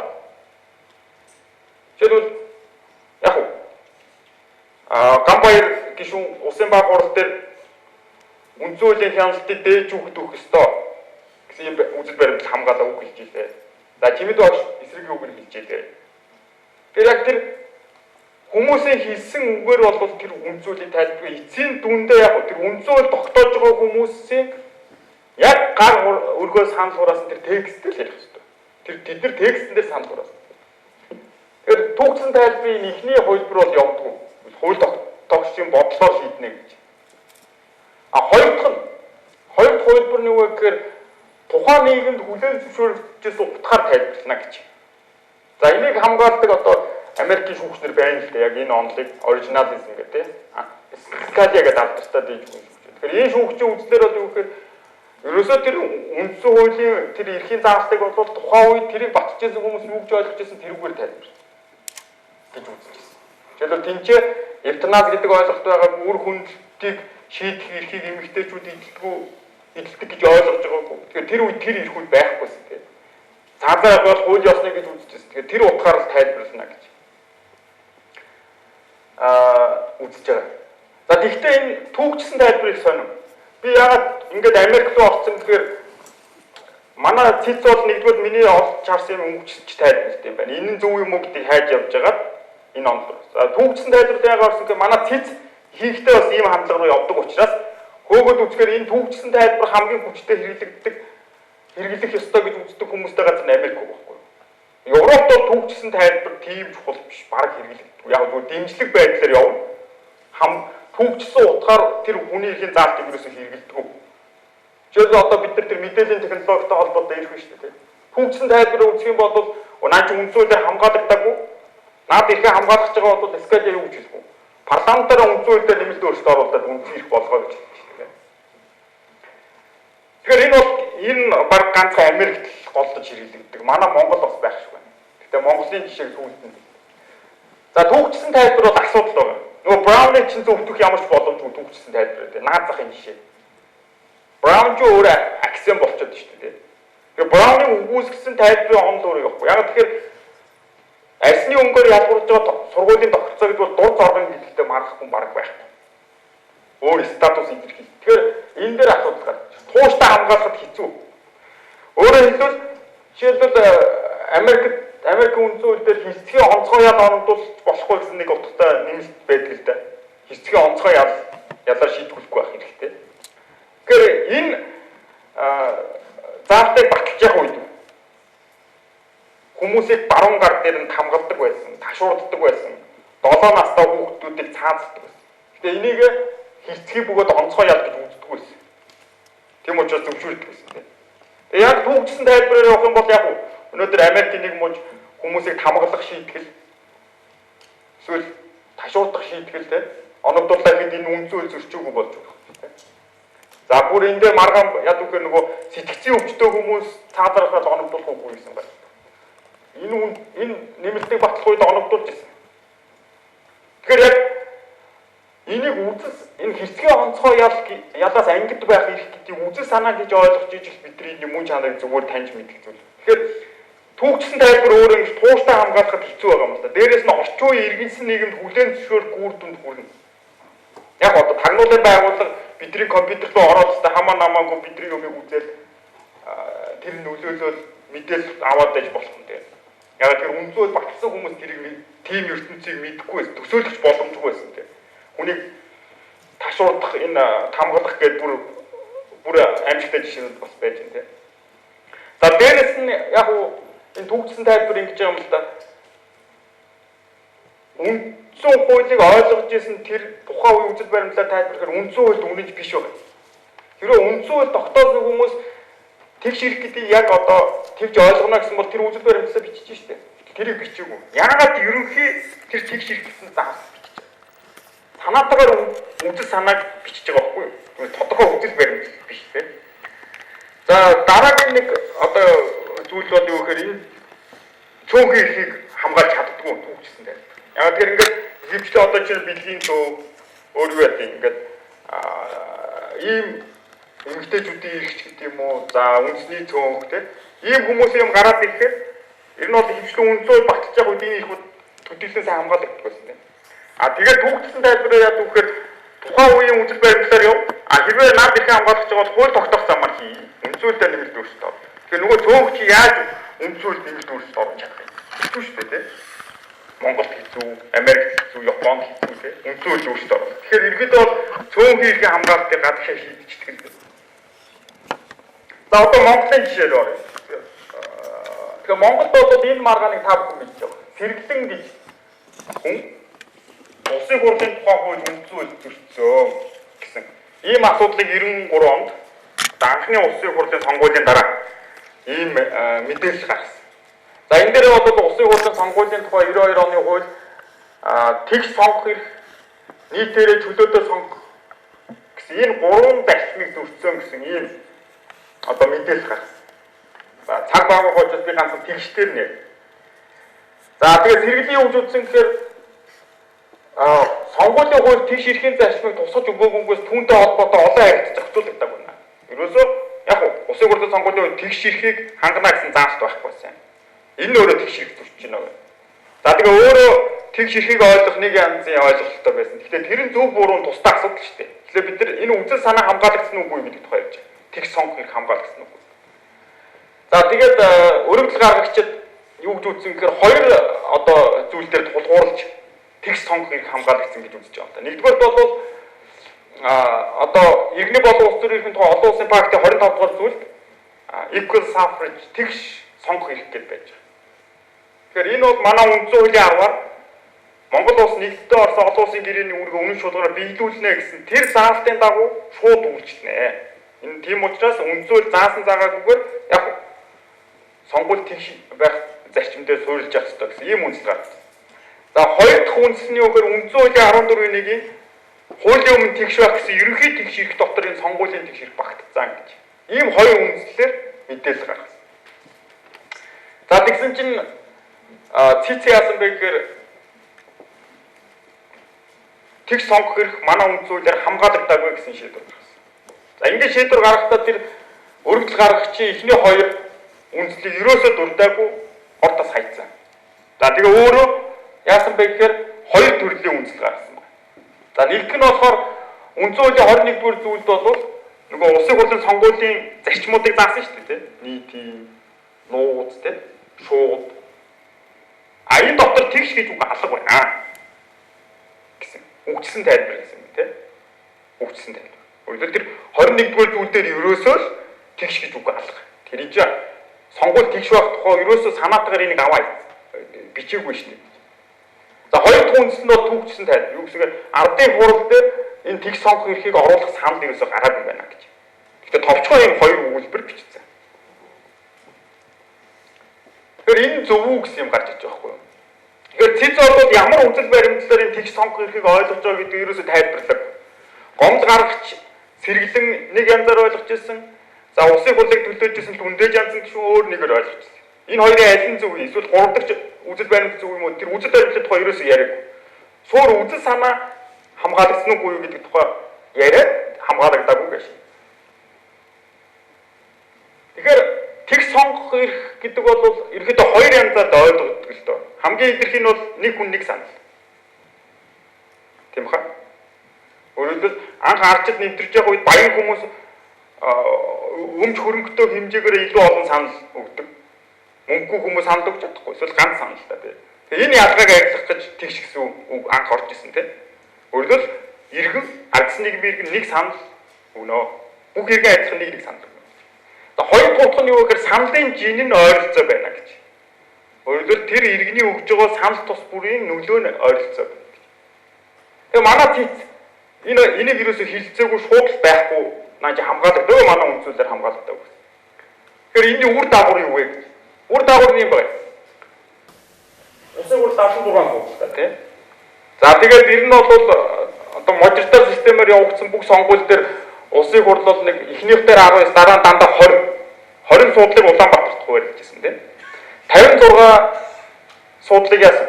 Хөдөө хуваарлажсэн. За тэгээд 92 онд бол Монгол улсын сонгогчдын тоо бол нэг сая 85 мянга байсан байна тийм.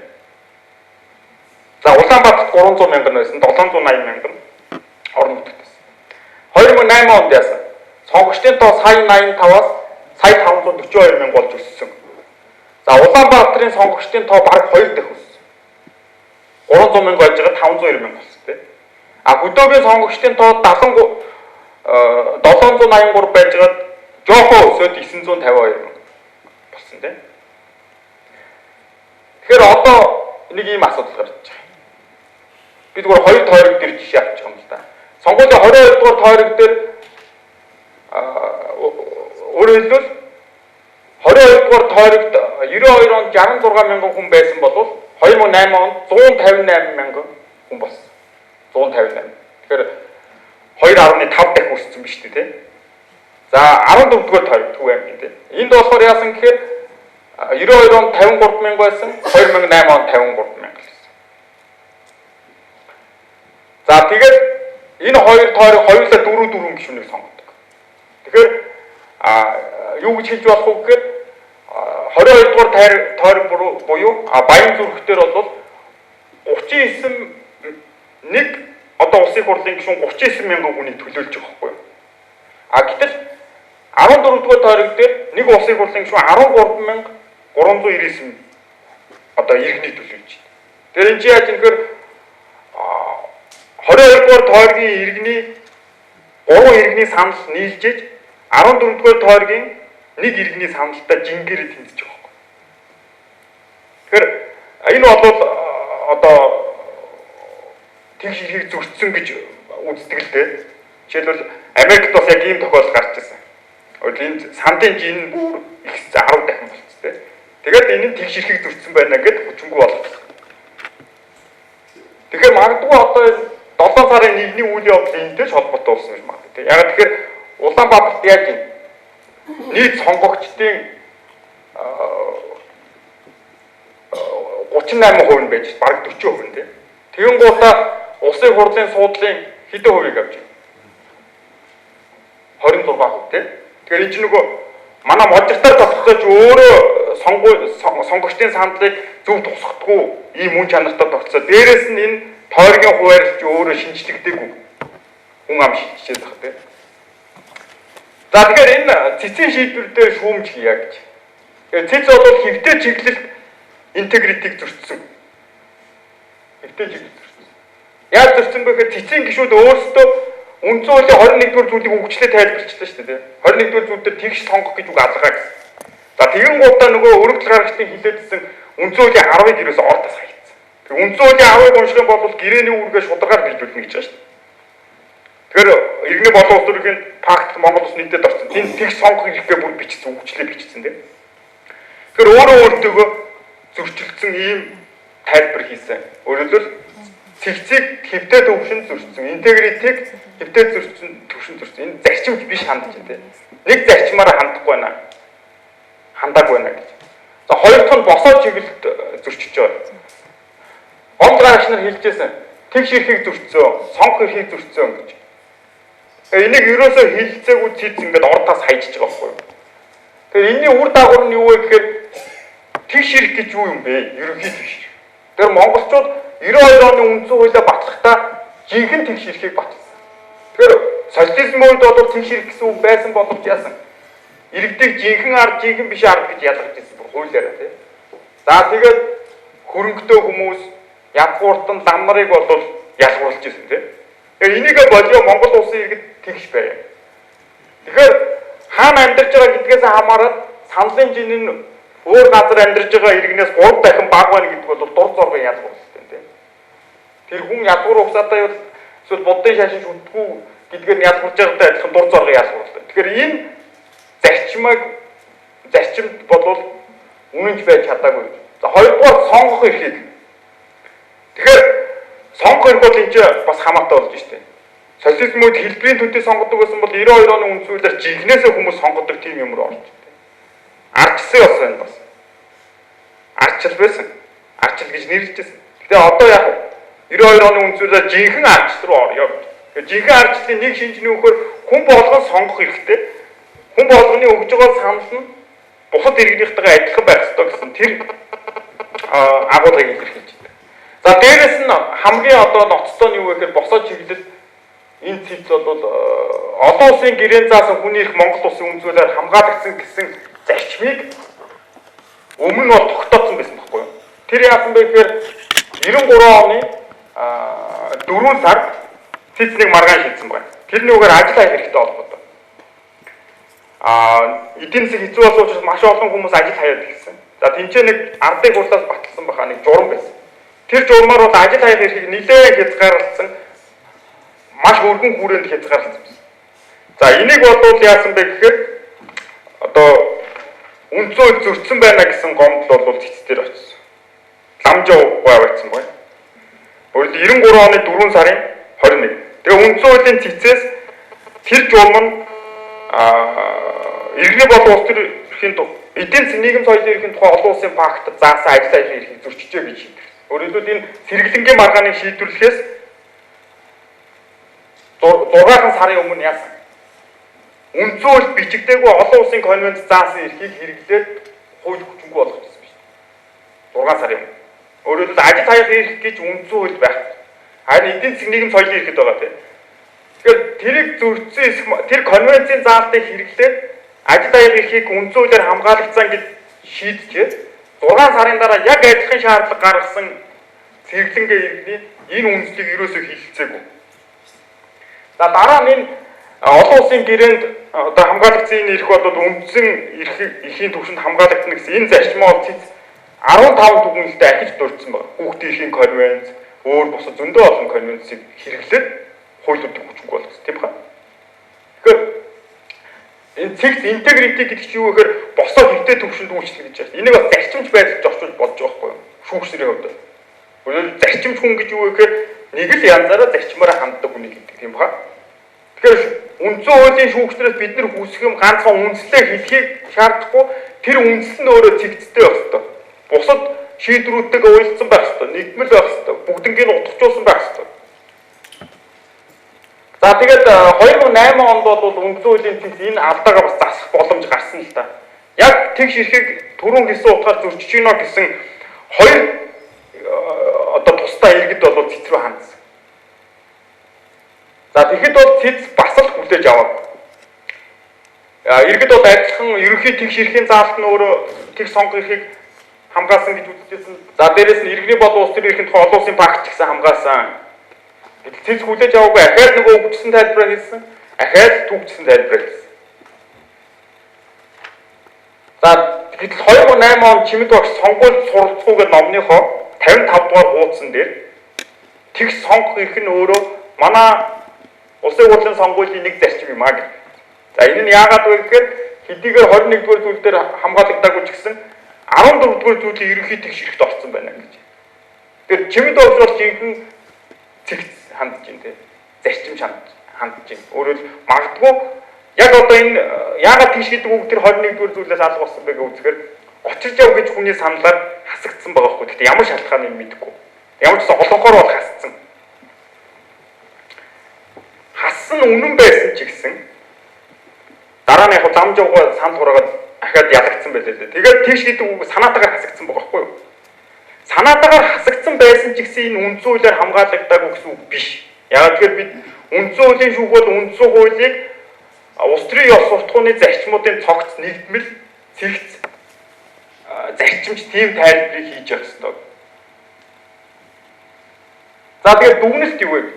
Тэгэхээр дүгнэлт бол сүүлийн үеийн маргаанууд дээр энийг ярих боломжтой. Жишээлбэл одоо ижил хөөсний эрхийн тухай асуудал яригдж эхэлж байна тийм. хурдны морины хүүхдийн асуудал яригдж эхэлж байна. Төр хүүхдийн эрх ашиг хамгаалнаг үндсэн хуулийн 16-г 11 дуу шүү дээ.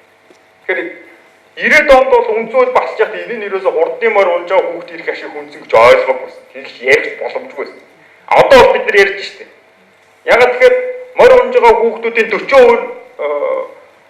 морь унж байгаа хүүхдүүд одоо улсын хэмжээний наадамд морь унж байгаа хүүхдүүдийн морьноос унсан хүүхдүүдийн 40% нь гэмтэж байна. 2% нь нас орж ийн гэсэн судалгаа байна.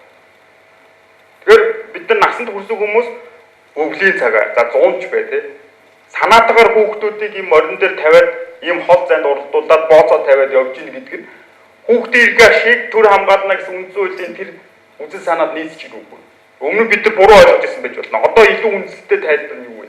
Дээрээс хүүхдийн эрхийн конвенц тээ. Хүүхдийн эрх эрүүл мэндэд ноцтой охирол учруулах заншлыг халах бүх арга хэмжээг Монгол улс аавна гэж байна. Тэгэхээр энэ маргаан цэцээр очлоо гэж цэц ахаад үгчсэн тайлбар байхгүй, ахаад түүгчсэн тайлбар. За дараагийн нэг асуудал байна. Шүүхийн иргэдийн төлөөлөгч тийм. Цэц шийдсэн. Шүүхийн иргэдийн төлөөлөгчийг цэц бол яасан? Таслах хэрэгтэй байсныг нь боловсон тийм. Анхан шатны шүүхуртанд таслах хэрэгтэй байна гэсэн заалтыг хүчингүй болгосон. За магадгүй улсын хурл одоо ардын хурлын гишүүд тэр шийдвэр гаргахад хууль заасны дагуу иргэдийн төлөөлөгчийг оролцуулна гэсэн заалтыг хэлбэрийн төдий яг өмнөгшгөн тэгж 92 оноос 2012 он хүртэл хшигдэж ойлгож ирсэн байж магадгүй л дээ. Зүгээр л нэг саналаа өгдөг тэр нь тэгэл нэг жижигүүрийн. Гэхдээ яг тэр иргэдийн оролцоо гэж юу вэ гэсэн асуудал ирж байна. Оролцоо гэж юу вэ? Тэгэхээр тэрийг үгжил тайлбарлах боломж энэ үзэл санаа учраас энийг ажлын ёсны зарчмаар тайлбарлах ёстой. Шударгаа шүүлэх эрхийн талаас нь харах ёстой. За тэгээд тэр оролцоо гэдэг тэр заал үзэл санаа ч өөр юм бэ гэдэг юм. Тэгэхээр энэ дээр бол бид нар эргээд ярих боломжтой. Хэрвээ сонирхож байгаа бол сая асуудлуудаар бас миний бичсэн өгүүлбэрүүд байгаа. Тэрийг та бүхэн уншиж болно. За ер нь бол эцэстээ бол юу гэж дүгнж болох вэ? Үндсэн хуулийн цэц дандаа үндэслэгдсэн шийдвэр гаргаж явах ёстой байна. Байн үндэслэл хийж явах ёстой. Тэгээг бол бид нар үндсэн хуульд үнж байгаа эсэгийг мэдэх боломжгүй. Хоёрдугаар төгссөн болон төгссөн тайлбарыг дангаар нь голлох арга болгож болохгүй. Мэдээ заримдаа төгсснээ тайлбарж болно шүү дээ. Тэр нь гэхдээ илүү үнэлэлтэй байх юм бол тийм. Тэгээд осол тууны тайлбарч юугаар үгдсэн болон төгссөн тайлбарыг бүр үүсгэхгүй. Хамгийн гол нь хамгийн үнэлэлтэй тайлбараар үнэлэл баримтлаар яваа гэж. Тэгээд ирэх юм бол үндсэн хуульд нэмэлт өөрчлөлт оруулахгүйгээр Монгол улсад хүний эрх хамгаалагдах боломж нөөц бол одоо хангалттай сайн байгаа. Тэгэхээр энэ бол манай бас цэцгийн гишүүдийн өөрсдийнх нь хариуцлагын асуудал юм байна. За ингээд миний энэ хэлтгэл дуслаа. За мэдээж үндсэн хуулийн цэцэг бол Монгол улс үндсэн хуулийн дээдлийн статусыг бас байгууллага. Улсын хурлч гэсэн нэр утгаараа бол бас хууль тогтоох дэд байгууллага болж ажиллаж байгаа. Яг үндсэн хуулийн цэцээс бол зарим шийдвэрүүд дээр бол бас тодорхой үндэслүүдийн төлөвлөгөөгөөр гаргаж байгаа тийм одоо тохиолдол нэлээд харагддаг. Гэхдээ зарим бусад шийдвэрүүд дээр бол бас хангалттай үндэслүүдэд зөрчсөн ч тийм тохиолдол. Гэхдээ яг энэ төрийн байгууллага хоорондын харилцаан дээр бол бас зарим нэг хууль хэрэглээний алдаа гараад идэв юм уу гэж бас харддаг.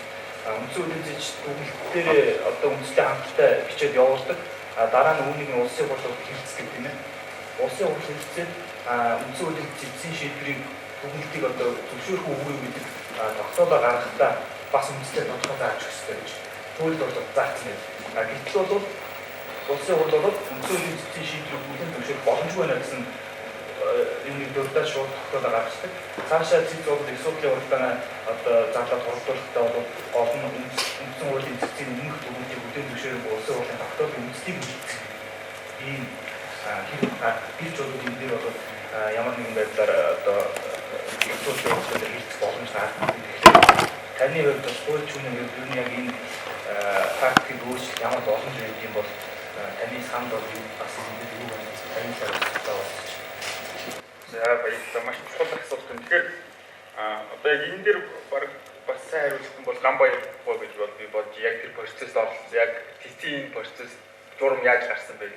Гэтэ бол би судлаачийн өдөр протоколууд дээр уншиж ирсэн. За бас анализ хийжсэн. Одоогийн практик бас харж ирсэн. Тэгээ харахаар манай яг энэ физик ийм тогтолцоодоо дэлхийд дээр хаанч байхгүй. За яг өмнө нь Польшид за бас зөвлөлт холбоот улсын яг тэр сүүлийн хэсэгдэр нь үндсэн хуулийн хяналтын хороо гэж байсан. Тэгээ Польшийн үндсэн хуулийн зөвлөлт. Тэгэхээр энэ хоёр дээр яажсэн гэхээр яг манай физик биш. Яажсэн эхлээд үндсэн эрхтэй холбоотой шийдвэрийг шууд гаргав. Тэр нь шууд хэрэгж. Тэрнээс бусад асуудлаар шийдвэрээ гаргаад хууль тогтоох байгууллагаар явуулдаг. Хууль тогтоох байгууллага нь одоо тэрийг 3-2-оор давах хэрэгтэй. 3-2-оор хүлээж авахгүй бол тэр үндсэн хуулийн тэр хяналтын институтын шийдвэр нь хүчинг болчихдог. Тэгээ манайх эхлээд би ойлгохдоо энийг авч ирсэн юм шиг байна. Тэгэж явж байгаад одоо ингээ манай энийг өвгөнц хуулбар гараад ирсэн байхгүй. Тэгэхээр яг дунд суулаар маргаанаа хийдээд тэгээ улсын хурд руу явуулдаг. Тэгээд буцаагаад яа. Энэ бол өөрөө одоо TC-г бол тийм нэлээд улс төрийн одоо шинжтэй болгож өгч байгаа юм да. Яг тэгэхээр үндсэн хуулийн шүүхийг тэр улс төрийн институт тэр үндсэн хуулийн шүүхийн шийдвэрийг хэлэлцүүлж байгаа. Хүлээж авахгүй үгүй. Яг харахгүй улс төрчид бол улс төрчид юм шүү. Улс төрийн байрлалаас хандна. Тэгээд энэ өөрөө бас TC-ийн шийдвэр богинохон байдалтай бас холбоотой. Өөрөлдөө Жансан гоё төр бол ихэн бичгээр улам шүүмжлүүлээд байна. Бичихгүй байсан дээрээ гэж. Тэгэхээр бас тийм зүйл байж нөгөө улс төрчид яваад үгүй юм шиг. Тэгэхээр энэ тогтолцоо бол өөрөө асуудалтай. Би бол энийг ер нь бол хэрвээ үндсэн хуульд өөрчлөлт оруулаад TC-ийн асуудал хөндөгдөл энийг зүгээр шүүгшин болгоод шууд шийдвэрээ гаргадаг болгочихвол дээрээ. Гэхдээ шилжилтийн үед бол бас чухал үр гүйцэтгэх гэсэн. Чимд багш сараа багш тэрийг хэлдгээр энэ бол улсын хурлаар өөрөө нь алдааг нь засуулах энэ боломж. Миний хувьд энийг юу гэж харж ирсэн гэхээр шилжилтийн үед энэ нь улсын хурл TC хоёрын үндсэн хуулийн асуудлаар бас зөвшөлдөх нэг механизм байсан болох юм. Өөрөлдөл манай TC-ийн гишүүдчдэр бас ингээд судлаачид данаад тэгэхээр дандаа зөв шийдвэр гаргаад ирсэн биш үү? Үндсэн хуулийн чухал асуудалтай бас улсын хурлын яг байр суурийг сонсох ийм нэг механизм орж ирсэн нь бол бас шилжилтийн үед хэрэгтэй байсан байж магадгүй. Гэхдээ бол урт хугацаанд бол энэ TC-г яа харахгүй юм улс төрийн маргааны төвд аваачдаг. TC шийдэж байгаа маргаан болгоно улс төрийн институтээр хэлэлцэгддэг. Энэ байдал нь бол өөрөө одоо үндсэн хуулийн ёсны төлөвшөлт бол жоохон саадтай. За дээрэс нь улсын хурлаас тийг үндэслээ бич гэдэг юмыг шаардах нь өөрөө бас төдийлөн одоо боломжтой зүйл биш гэж би бодоод байгаа юм л да. Яг уу нэгдүгээр TC өөрөө зөндөө олон тохиолдолд үндэслээ бичихгүй байна. Гэхдээ зөндөө олон тохиолдолд бас бичиж дээ. Тэр улсын хурлын даргын асуудал 250 сая тэрэн дээр бол маш сайн үндэслэж байна. Ихэнхдээ бичихгүй байна. Тэгээд улсын хурлаас бас өөрөө үндэслээ бичих шаардж байна. Өөрөө бичээгүй ч зэт улсын хурлаас бас бичих шаардлагатай. Тэгээ улсын хурл бичих чадамжгүй.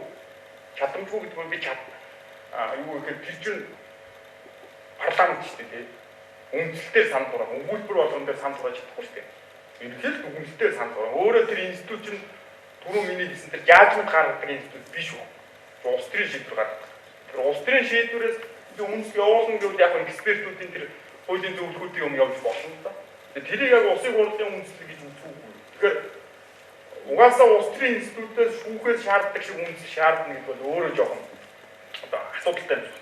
За хоёрдугаар одоогийн үндсэн хуулийг өөрчлөхгүй хүрээ энэ асуудлыг шийдэх боломжтой гэж үзэж байна. Тэгээ өмнөх хууль зүйн сайдын үед бол бид нэр хамтраад нэг үндсэн хуулийн цэцгийн тухай хуулийн төсөл бичсэн. Тэрэн дээр бол одоогийн яг нөгөө үндсэн хуулийн 66-гийн 2 заасан 4 асуудал шүү дээ. Энүүгээрээ цэц дүгнэлт гаргахаар явуулсан. Харин 66-гийн 1-д байжаа тэр нөгөө өргөдөл мэдээлэл тэр энэ 66-гийн 2-ын энэ 4 асуудал бол ганцхан хүсэлтээр үүсдэг бай. Угаасаа улс төрийн шинжтэй гишмэд хуваарлт юм гэж. Тэр иргэний өргөдлөөр бол иргэний яг нөгөө үндсэн эрх зөрчигдсөн асуудал очдог. Тэгээ энүүгээрээ цэц нэг л удаа шийдвэр гаргах. Улсын хурд өгөхгүй болж байна. Үндсүүд эдийг тайлбарлах боломж байна. Мэдээлэл гэдгийг амикс күрээ гэдгээр тайлбарж болж байна. Үүссэн маргаан дээр яг тэрийг зөв шийдэхин тулд судлаачдаас ч юм уу хүний эрх үндэсний комиссаас ч юм уу тийм мэдээлэлүүд авах боломжтой байдаг чинь өмнөд авах хүмүүсийн шүүхтэр байна. Америкийн дэж шүүхтэр байна. Амикс күрээ авдаг. Тэгэхээр ийм байдлаар тайлбарчвал манай тэц нэлээ бас юм улс төрийн юмлуу хитрхийг ороод байдаг багсаа итэхэн болчих боломж байгаа. Гэхдээ энэ төсөл бол бэлэн болцсон. Тэгээд тэц бол өөрөө бас нэг төсөл хийсэн тэрийг өргөн барьсан байгаа. Тэгээд удахгүй дараа 7 хоногт юм уу тэрний дараагийн 7 хоногт бид нар тэр зүгээр эрдэмшлэгээний нэг хурал хийх гэдэг байхгүй юу? Яг одоо үндсэн хуулийн одоогийн үндсэн хуулийн хүрээнд цэцийг яаж цэцгийн хууль тогтоомжийг яаж шинжилж болох вэ гэх. Тэгэхээр саяхан хийсэн болон бусад зөндөө олон юм шинэ зохицуултууд орсон тийм төсөл бас байж. Цэцгийн боловсруулсан төсөл нь бол одоогийн яг зохицуулалтаа ерөөд хадгалсан. Тэгэхээр ийм байдлаар жоохон шийдэж болсон. Гэхдээ санал нийтгүй хүмүүс бас гаргалах. За баярлалаа. Маш сайхан мэдээлэлтэй тэгээд сонирхолтой илтгэлээ мэдээлэл. Тэгээд би өөрөө хүүхдийн эрхийн чиглэлээр ажилладаг хүн баггүй хүүхдийн эрхийн чиглэлээр ажилладаг байгууллагыг. Тэр нэг ийм зөрчилтэй асуудлууд байгаад идэх юм аа. Тэр талаар юу та яг хүний эрхийн заалтын дагуу судлаач хүний үед яг юу гэж үзэж байгаа хэрэг надад их сонирхолтой байна. Сая нөгөө хүүхдийн зодож шийдэх асуудал байдаг шүү дээ, тийм. Энэ асуудлаар илүү асуух гэсэн. Одоогийн байдлаар бол хүүхдийн эрхийн тухай хууль, хүүхд хамгааллын тухай хууль гэсэн 2 хууль бол төслийн шатандаа явж байгаа. Хилцэгдэж байгаа байхгүй юу? Тэгээд улсын хурлын гишүүдэд улсын хурлын эхний шатаар ингээд ороход бол ер нь бол янз янзын маргаантай асуудлуудыг нэлээх гаргасан. Зарим гишүүд бол энэ бол Монгол хүний одоо бараг генетикийг устгах юм асуудал байна гэж ингэж үзээд байгаа. Гэтэл яг нөгөө ээж аавдаа алгадуулахгүйгээр одоо ингээд бид нар сайн хүн болсон гэж ингэж яриад байдаг. Гэтэл нөгөө талаас бас ингээд түүхэн хүний эрхийгээ талд ингээд аваад үзэхэд бол хүүхдийн эрхийн конвенцорч тэр үндсэн хуулиарч тэр хүн гэдэг утгаараа бол хамгаалагдсан байгаа шүү дээ. Гэтэл улсын хурал дээр бол тэр хүүхдийг бол ингээд зодож шийдэх асуудал бол байж болно гэсэн хувь хүмүүсийн өөрсдийн хандлага бас яваад байгаа. Нөгөө тал дээр бас хүүхдийг зодож шийдэх асуудал дээр бас ялгаатай байна. Би өөр хүний жишээлбэл Батагийн ч юм уу Болдог ч юм эсвэл таны хүүхдийг атахиж алгадчих юм бол та надад мэдээж гомдол үүсгэн тий. Гэтэл би өөрийнхөө хүүхдийг ингээд алгадаад байгаа юм уу зодоод байгаа тохиолдол бол ямар нэг хинч хаанаас ч хариуцлага хүлээхгүй байхгүй юу татахгүй. Дээрээс нь болоод тэгэхээр за системийн хувьд аваад үзэхэд боловсролын хууль дээр бол 2006 онд хийсэн боловсролын хууль дээр бол багш нар хүүхдийн бие махбодод халдах сэтгэл санааны дарамт учруулахыг хориглоно гэдэг боловсролын хууль дээр бол заасан байгаа. Гэр бүлийн хууль дээр бол ямар нэгэн хориглосон заалт өгдөггүй. Тэгэхээр эцэг эхчүүд бол ингээд одоо хориглосон заалт байхгүй учраас эсвэл алгадчихдаг юм гэхээр ямар нэгэн хариуцлага хүлээхгүй болчихдог. Гэтэл одоо хуулийн төсөл дээр ингээд явангууд бас дахиад дараагийн өөр асуудлууд гараад ирж байгаа. Жишээ нь одоо тэгээд саяны тэр түрүүний таны ингээд хэлсэн тэр 4 настай хүүхдийн асуудал бол бидний ингээд яг ажиллаж байгаа практик дээр өдөр тутамдаа тулгамдж байгаа асуудал байхгүй юу? Гэтэл яг амь насны эртээ дэрнгүүд л хүмүүс ингээд сенсацтал ингээд буу юм болгож байна л да. Гэтэл тэрнээс наагур тамсан, зовлсон, зодсон асуудлууд зөндөө байгаад байгаа. өдөр тутамд маш олон. Бүр наазахынхаа практик дээр ингээ харахад ч гэсэн годомжинд чихэр нэгсэн хүүхдээ эцэгчүүд нь дахиж очиод алхатаад авч идэг тохиолдол бид нар тэрний хажуугаар ингээ эцэг их хүүхдээ ингэж гэсэн байдлаар хандаад байдаг. Тэгээ энэ асуудал дээр яг та ямар тайлбарыг өгөх вэ?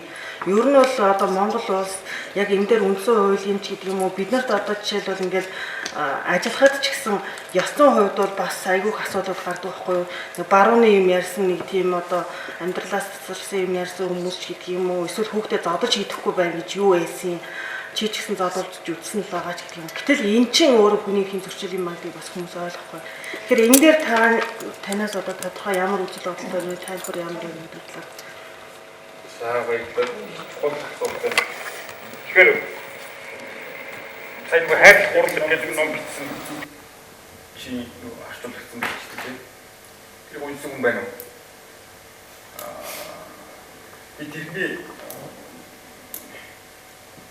хэд номыг бас уншиж ирсэн. Тэгээд өөрөө сэтгэл зүйчдийн ном уншиж байгаа. Хайр гэж юу юм бэ гэх. Тэгээд тэр сэтгэл зүйчдийн гаргаж тавьсан нэг юм үгээр хайр гэдэг чинь ховор зүйл байсан байна гэсэн факт болгож байгаа юм. Юу вэ гэхээр эцэг эхийн хайр гэдэг бид нар бол эцэг эхийн хүүхдэд хайрладаг гэсэн нэг тийм төсөөлөлтэй шүү дээ. А гэж бодит байдал дээр эцэг их болгон хүүхдэд хайрладаг тодорхой зүйлээр гарсан. Тэгэхээр одоо мэдээж их эцэг эхүүд бас хүүхдэд хайрлсан тийм. А гэхдээ бас тийм биш эцэг эхүүд байдаг. Тэгэхээр энэ ч хүүхд биш юм гэсэн байна. Хүүхд өөрөө эцэг их юм ч юм уу. Хүн бол хүний эрхэм чанартай юм. Тэгэхээр орчин үеийн либерал арчилт бол ерөөсөө төр эргөө хоёрын харилцаа явж байгаа шүү дээ. Тэгээ төрийн нэг гол үр бол юу гэхээр хүний эрхийг хамгаалах тийм. Хүнийг нэг талаас өөрөө хүний эрхийг халдахгүй негатив үрдтэй нөгөө талаас хүний эрхийг зөрчигдөхөөс хамгаалах үрдтэй тийм. Тэгэхээр энэ хоёрын дунд бол эцэг их гэсэн юм байна. Тэгэхээр төр эргөө хоёр байж байгаа. Тэгэхээр хүүхэд бол ерөнхийдөө бас тэр бүрэн хийдэг гэсэн одоо түүнээс яг эцэг их хүүхдэд зодох уугүй гэдэг бол эцэг ихийн эрхийн асуудал гэсэн юм бол жоохон одоо асуудалтай байхгүй гэж хэлж байна. За нөгөө нэгэнд энэ чинь олон улсын конвент үндсэн хуулийн тайлбарын тухай ярьж байгаа учраас бид зүгээр энэ чинь хоёр юм хийхмээр байна. Нэгдүгээр манай хүүхдийн эрхийн конвенцэд нэгдээд орсон тийм. Хүүхдийн эрхийн конвенцээр бол бие махбодын шийдвэрлэлийг хориглосон. Тэгээ үндсэн хуулийн 10-д бол олон улсын гэрээнд нэгдэж орсон бол тэрэндээ үнэнч байна гэсэн бүр үүрэгтэй тийм. Энэ нь гадаадын юм биш шүү дээ. Бид нар өөрсдөө тэр гэрээнд одоо тусгай нөхцөл заалгүйгээр нэгдээд орсон шүү дээ. Бид нар эрүүдийн хүүхдийг одоо бие махбодын шийдвэрлэлээ шийдэх нэ гэсэн юм юу ч хэлээг орсон тийм. Энэ бол гадны юм биш Монголын хуулийн шаардлага байхгүй. Нэг хүн. Хоёр хүнс манай үндсэн хууль дээр нэг юм өгүүлбэр байгаа. Энийг одоо уг нь бол манай цэцэл яваандаа энийг тайлах ёстой л доо. Тэгэхээр хиндч болов эрүү шүүлт тулгаж хүнлэг бус хэрцгий хандаж нэр төрийг нь доромжилт болохгүй гэж. Тэгэхээр энэ бол ерөнхийдөө олон улсын конвенцийн бас юм заалт байдаг тийм. Дөрвөн юм яригддаг. Энэ дөрөв чинь дөрвөн тусдаа ойлголт байхгүй юу? Дөрвөн тусдаа ойлголт. Дөрвөн өөр ойлголт. Тэгэхээр саяын бие махбодын шийтгэл айланд нь орох юм гэж. За эрүүл шүүлт бол ойлгомжтой тийм. Төрийн байгууллагаас эсвэл төрийн чиглэлийг хэрэгжүүлж байгаа этгээдээс гэмт хэрэг илрүүлэх мэдээлэл авах. Яаж шийдэх зэрэг тодорхой зорилгоор санаатаагаар бие махбодын болон сэтгэл зүйн хүчтэй зовлон шаналлуулж байгаа гэж байна шүү дээ. Хамгийн ностой нэг.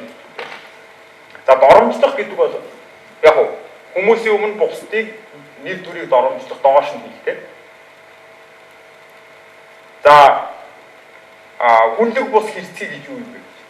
Тэгэхээр хүнлэг бус гэдэг бол юу гэхээр ерөнхийдөө бол энэ хэрцгий доктор орж байгаа зүйл бол эрүүдийн шүүлтийн төвшөнд арай хүрэхгүй доромжлол биш мөртлөө тийм зүйлүүд орж байгаа. Жишээлх юм бол хүнийг сэтгэл санаагаар нь доромжлох гэдэг тодорхой зорилгогүйгээр сэтгэл санаагаар нь яг одоо хохирол учруулах сэтгэл санаа нь эсвэл бие махбодын хувьд тарчлаан зовох.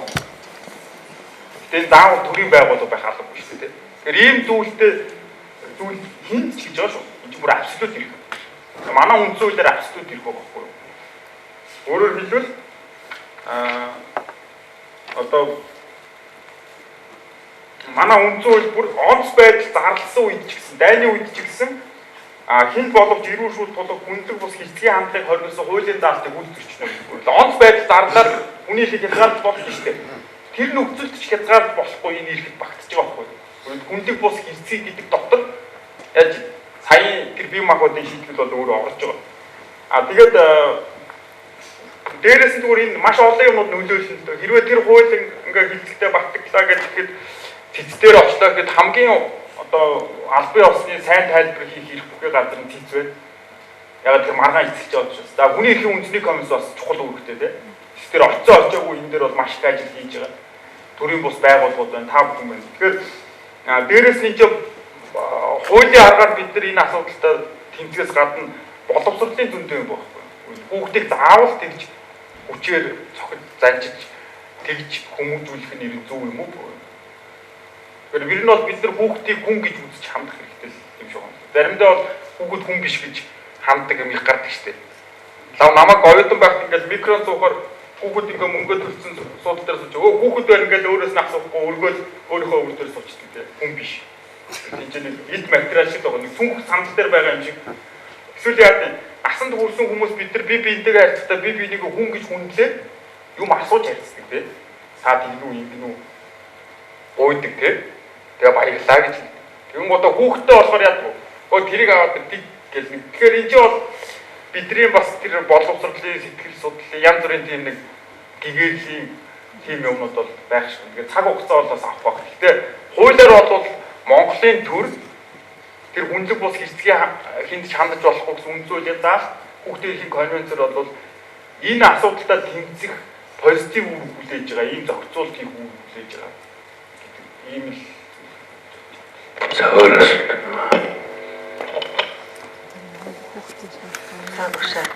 таны хэлсэн бид дөрөв шүүж одоогоос сайн сургалтын хийж байгаа болж байгааг их завшаатай сайхан мэдээлэлийг сонсож авлаа. Тэгээд нэг хоёр зүйл асуух гэсэн танаас. Нэгдүгээр иргэдийн төлөөлөгч шүүхэд иргэдийн төлөөлөгчийн оролцох таны хувьд юу байх ёстой гэж ойлгодог. Шийдвэр гаргах түвшин байх ёстой юу? Эсвэл одоо буюу одоогоос өмнөх үед бол шүүхэд зүгээр дүгнэлт гаргах хэмжээнд шүүмжлэх ажиллагаанд оролцох гэсэн хэлбэр одоо мөрдөж байгаа. Хэлбэрийн таавар юу гэж боддог юм бэ гэдэг таны бас сонирхсан. Хоёрдугаар асуудал дээр би бас нэг зүйл эмчилгээ сууж байна л да. Хүний эрхийг тайлбарлах заалт дотор сүүлийн 5 жил гарын хугацаанд гэрбэлийн эрх зүйн асуудлаар зүгээр практикийн одоо шүүгчнийхээ судалгаа хийж суудъя. Тэгээ одоо энэ нөгөө судалгааныхаа хүрээлэн дээр бид сууж авахсаар миний сонгосон сэдв бол гэрбэлийн эрх зүйн асуудал толгомдсон зарим асуудлууд гэдэг дээр хуулийн төсөл болоод одоо хэрэгжиж хүчмэн төвлөрүүлж байгаа хуулийн өрөөнд судалгаа хийгээд үзэхэд 7638 хүүхдийн асуудал гарч ирдэг. Зөвхөн гэрэлт баталгаатай гэрбэлийн тэтгэлэг гаргаж байгаа хүүхдүүд.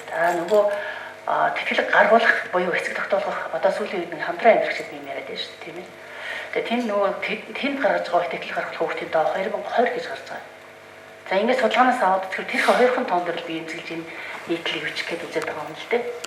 Тэгээд хүний эрх хүүхдийн эрхээс эхэлнэ гэдэг асуудал дээр одоо бүр анхаарах нь битгий хэл толгомдсон бүр хойш төсвөө асуудал болсон байна гэдэг юм гарч ирэх гээд байна л да. Тэгээд энэ та бодлоо бас танд илэрхийлээ. Тэгээд энэ эрхийн асуудлыг хөндөж байгаа асуудал. Одоо хүүхдийн ирээдүй бидний улс орны ирээдүй болсон хүүхдийн асуудлыг яах вэ? Тэр сайн эмэгтэй асуудал дээр бас бодож байсан. Одоо тэгээ хамгийн сүүлийн практик би зүгээр сонирхож хэлхийн үед бол одоо гэрлэлт цуцалж байгаа бол хэрлэлт цуцалж байгаа аль бисны гэр бүл болсон хүмүүсийн хооронд гэрлэгчтэй хоорондын асуудал хүүхдийг юу болгож тавьж ийн гэхээр зэрэг жоохон хэтрүүлж хийж магадгүй уучлаарай. Түүнгийн хэрэглэр болгож л хэрэглэх гэж байна.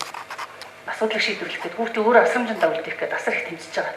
Энэ бол асрамжаас арай түрүүхэн үедээ бол 23 жилийн хугацаанд шүүгч ажиллах хугацаанд арай түрүүхэн жилдээ бол асрамжийг чи аав би аав гэж төлөвтэй байсан бол одоо би хүүхдээ аав гэдэг. Цаана би бүгдийг тэгж хэлээгүй. Гэхдээ практиктэй өмчөө авах хэрэглэг болох гэдэг шүү. Хүүхдийн өмчлөх эрхийн асуудал бас хэцүү болж эхэлж байна шүү гэдэг. Ийм л судалгаа гараад байна багш. Тэгээд ийм хоёрын зүйл сонирхсан. За баярлалаа. Тэгэхээр хоёулаа гэж чухал юм байна. Эхний асуултан дээр би яг нэг өгүүлэл бичсэн. Уг нь энэ оны одоо нэг дугаар гэж шүүх эрх мэдлэг эрх зүйлийг гаргадаг энэ сэтгүүл дээр бол би нэг сая сүүлийн дугаар энэ шүүгч болгон дээр очсон. Яг энэ эцсийн шүүхийн иргэдийн төлөөлөлтөд холбоотой асуудлыг шийдсэн шийдвэрүүд дээр намаалал хийгээд нэг талаас үндсэн хууль тайлбарлах талаас нөгөөх нь хажуусан судалгаа. Өөрөөр Герман, Америк, Япон дээр Солонгос дээр иргэдний яаж оролцсон юм бэ? Тийм одоо судалгааг бол нээлттэй нэгэн форумын бас захиалгаар өнгөрсөн жил хийгээд тэгээ бас хилцүүлэл хийж ирсэн. Тэгээ энэ зүгээр олон зүйл байгаа учраас товчхон дурдхад бол ер нь шүүхийн иргэдийн төлөөлөгч энэ шүүхийн процессд оролцдог хоёр үндсэн хэлбэр байгаа хгүй ардчилсан улсууд. Гол нэг нь болохоор яг Америкийн тэр тангарахтан тийм яг нөгөө гин буруугийн асуудал дээр гарууд байна. Нөгөөх нь шүүх бүрэлдэхүүн жирийн иргэн ороод шийддэг. Одоо манай хуулиар орж ирсэн. Гэхдээ яг одоо Герман эдрийг дагаад Германд байна, Японд байна, Европын зөндөө олон улс. Өөрөлд 6 иргэн 3 мэргэжлийн шүүх сууж байгаа таслах хэрэгтэй шийдэж байгаа. Энэ хоёр загвар. За тэгээ 3 дахь хувьд нь яг манад өмнө нь байсан сая цэцгийн шийдвэрийн дараа эргээд хэлсэн тэр зүгээр саналаа өгдөг хувьд байна. Тэгэхээр энэ гурвын аль нь зөв юм бэ?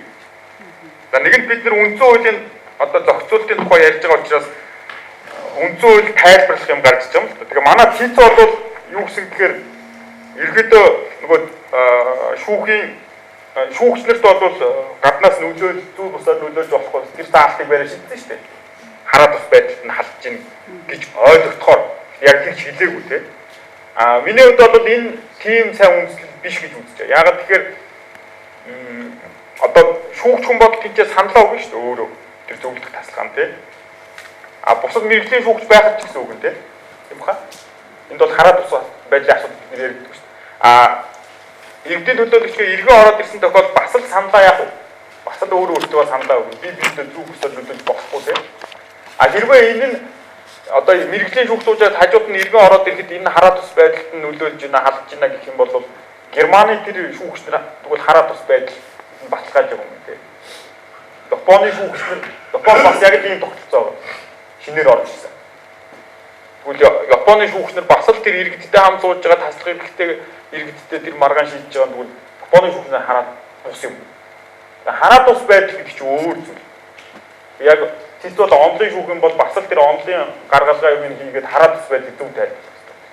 Тэгээд үндсэн хуулийн 52-ийн 2-т бол анхан шатны журмаар хэрэг маргаан шийдвэрлэхэд иргэдийн төлөөлөгчийг хууль заасан журмын дагуу оролцуулна гэж байна. Хууль заасан журам гэдэг чинь юу гэж нэхэр хууль тогтоогч тэр яаж оролцохын тогтооно гэсэн эрхийн уг нь бол үндсэн хуулиар өгсөн байхгүй улсын хурал. Улсын хурал хууль батлах хэрэгтэй юм тийм. За хоёрдугаар тэгвэл тэр оролцсон гэдэг нь юу гэсэн үг юм бэ?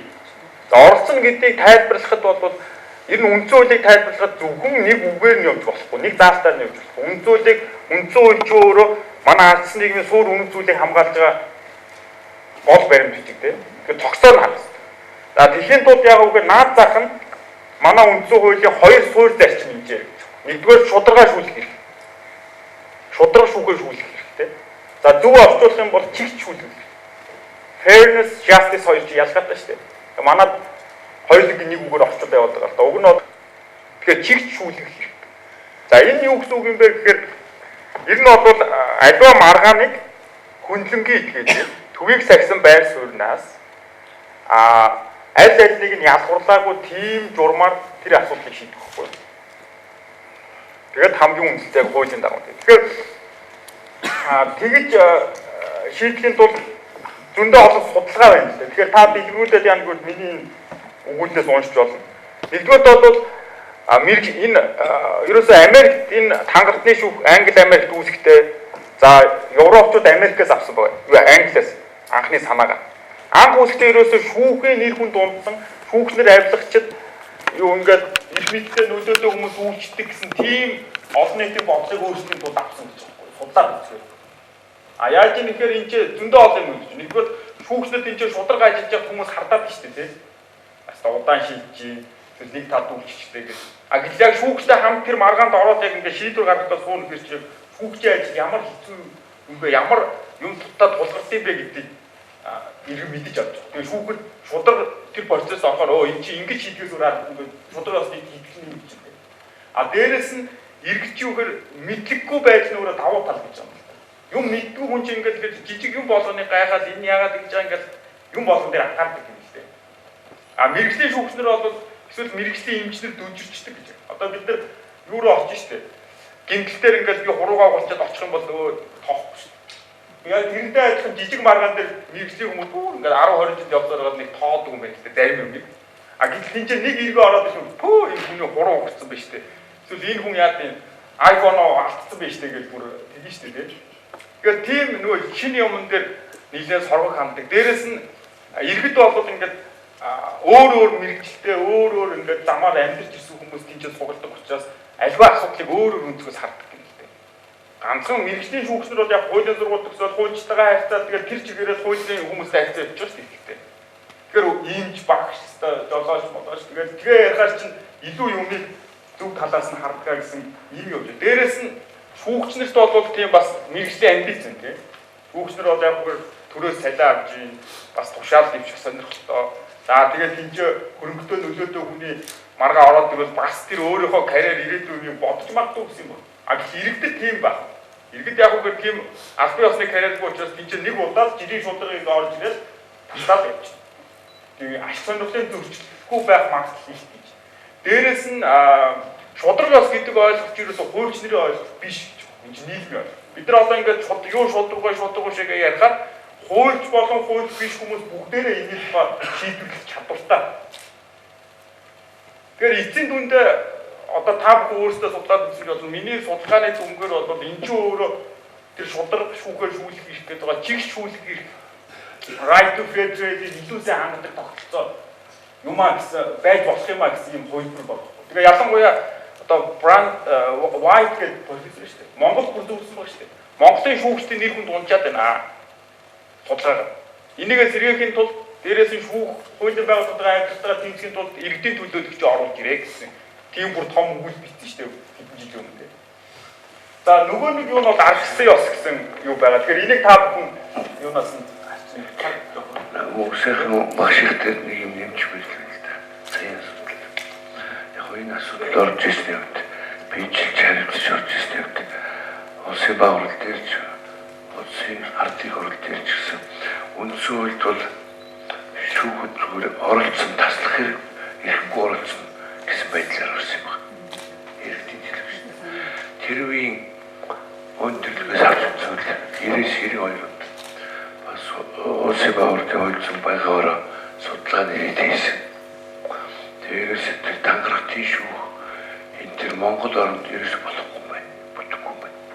Нэг суманд очиод хэрэг таслахад тангарагтын төлөөлөгч гэдэг тийм шүүх бүрдүүлэх юм бол зүгээр ах トゥ нар юм байна.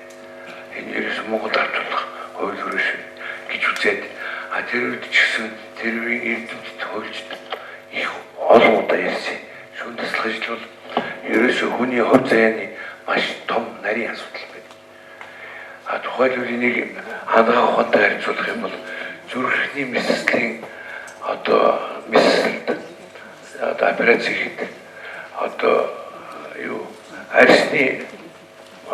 арьсны гэдэг юм уу арьс өнгөний эмч оруулах юм өөр эмчнэр бол орох боломжгүй ерөөсөө орооч нэмэргүй. Тийм учраас ерөөсөө энэ шүүн таслахын оны хувь заяаг шийдэж байгаа энэ асуудлыг мэрэгжлийн хүмүүс шийдэж гэсэн ийм үзэл баримтлал 5 бацаас юм байна. 90-92 оны үеийн хууль зүйн Орос юм болоо улсуудын эрдэмтдийн судалгаагаар тэгээд улсын хурал, ардын хурал, улсын байх хурал ингэж шийдсэн юм аа. Тэгээ яг хэвдээ сүүлийн үед өөрчлөгдөж байна да дэлхийн ертөнц. Нэлээд холимог болж байгаа. Одоо ганцхан шүүгч биш.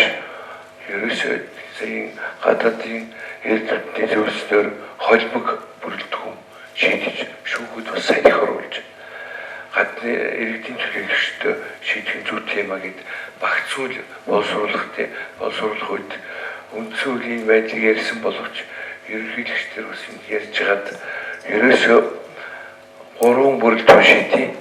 3 бүрэлдэхүүний нэг нь иргэдийн төлөөлөгч бай, 2 нь мэргэжлийн шүүгч бай гэд тэр үчи хуулийг гаргасан юм л да. Урд нь бол 2 ардын төлөөлөгч нэг мэргэжлийн болж байсан шүү дээ. Энэ ерөөсөө буруудад агч юм байна.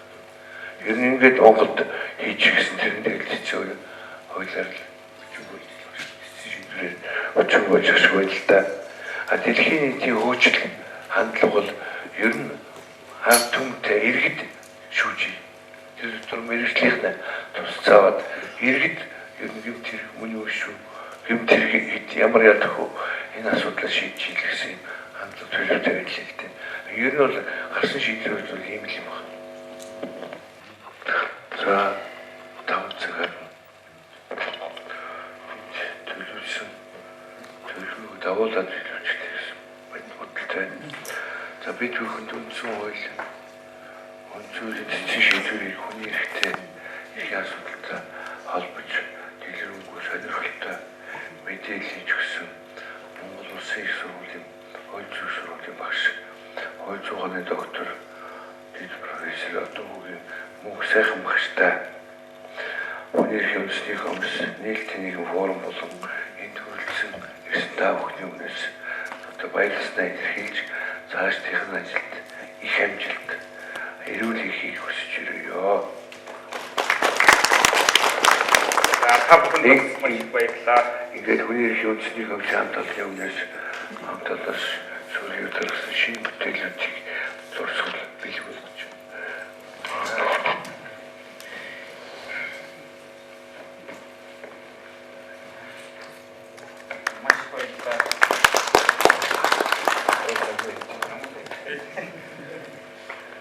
за баярлалаа та бүхэнд.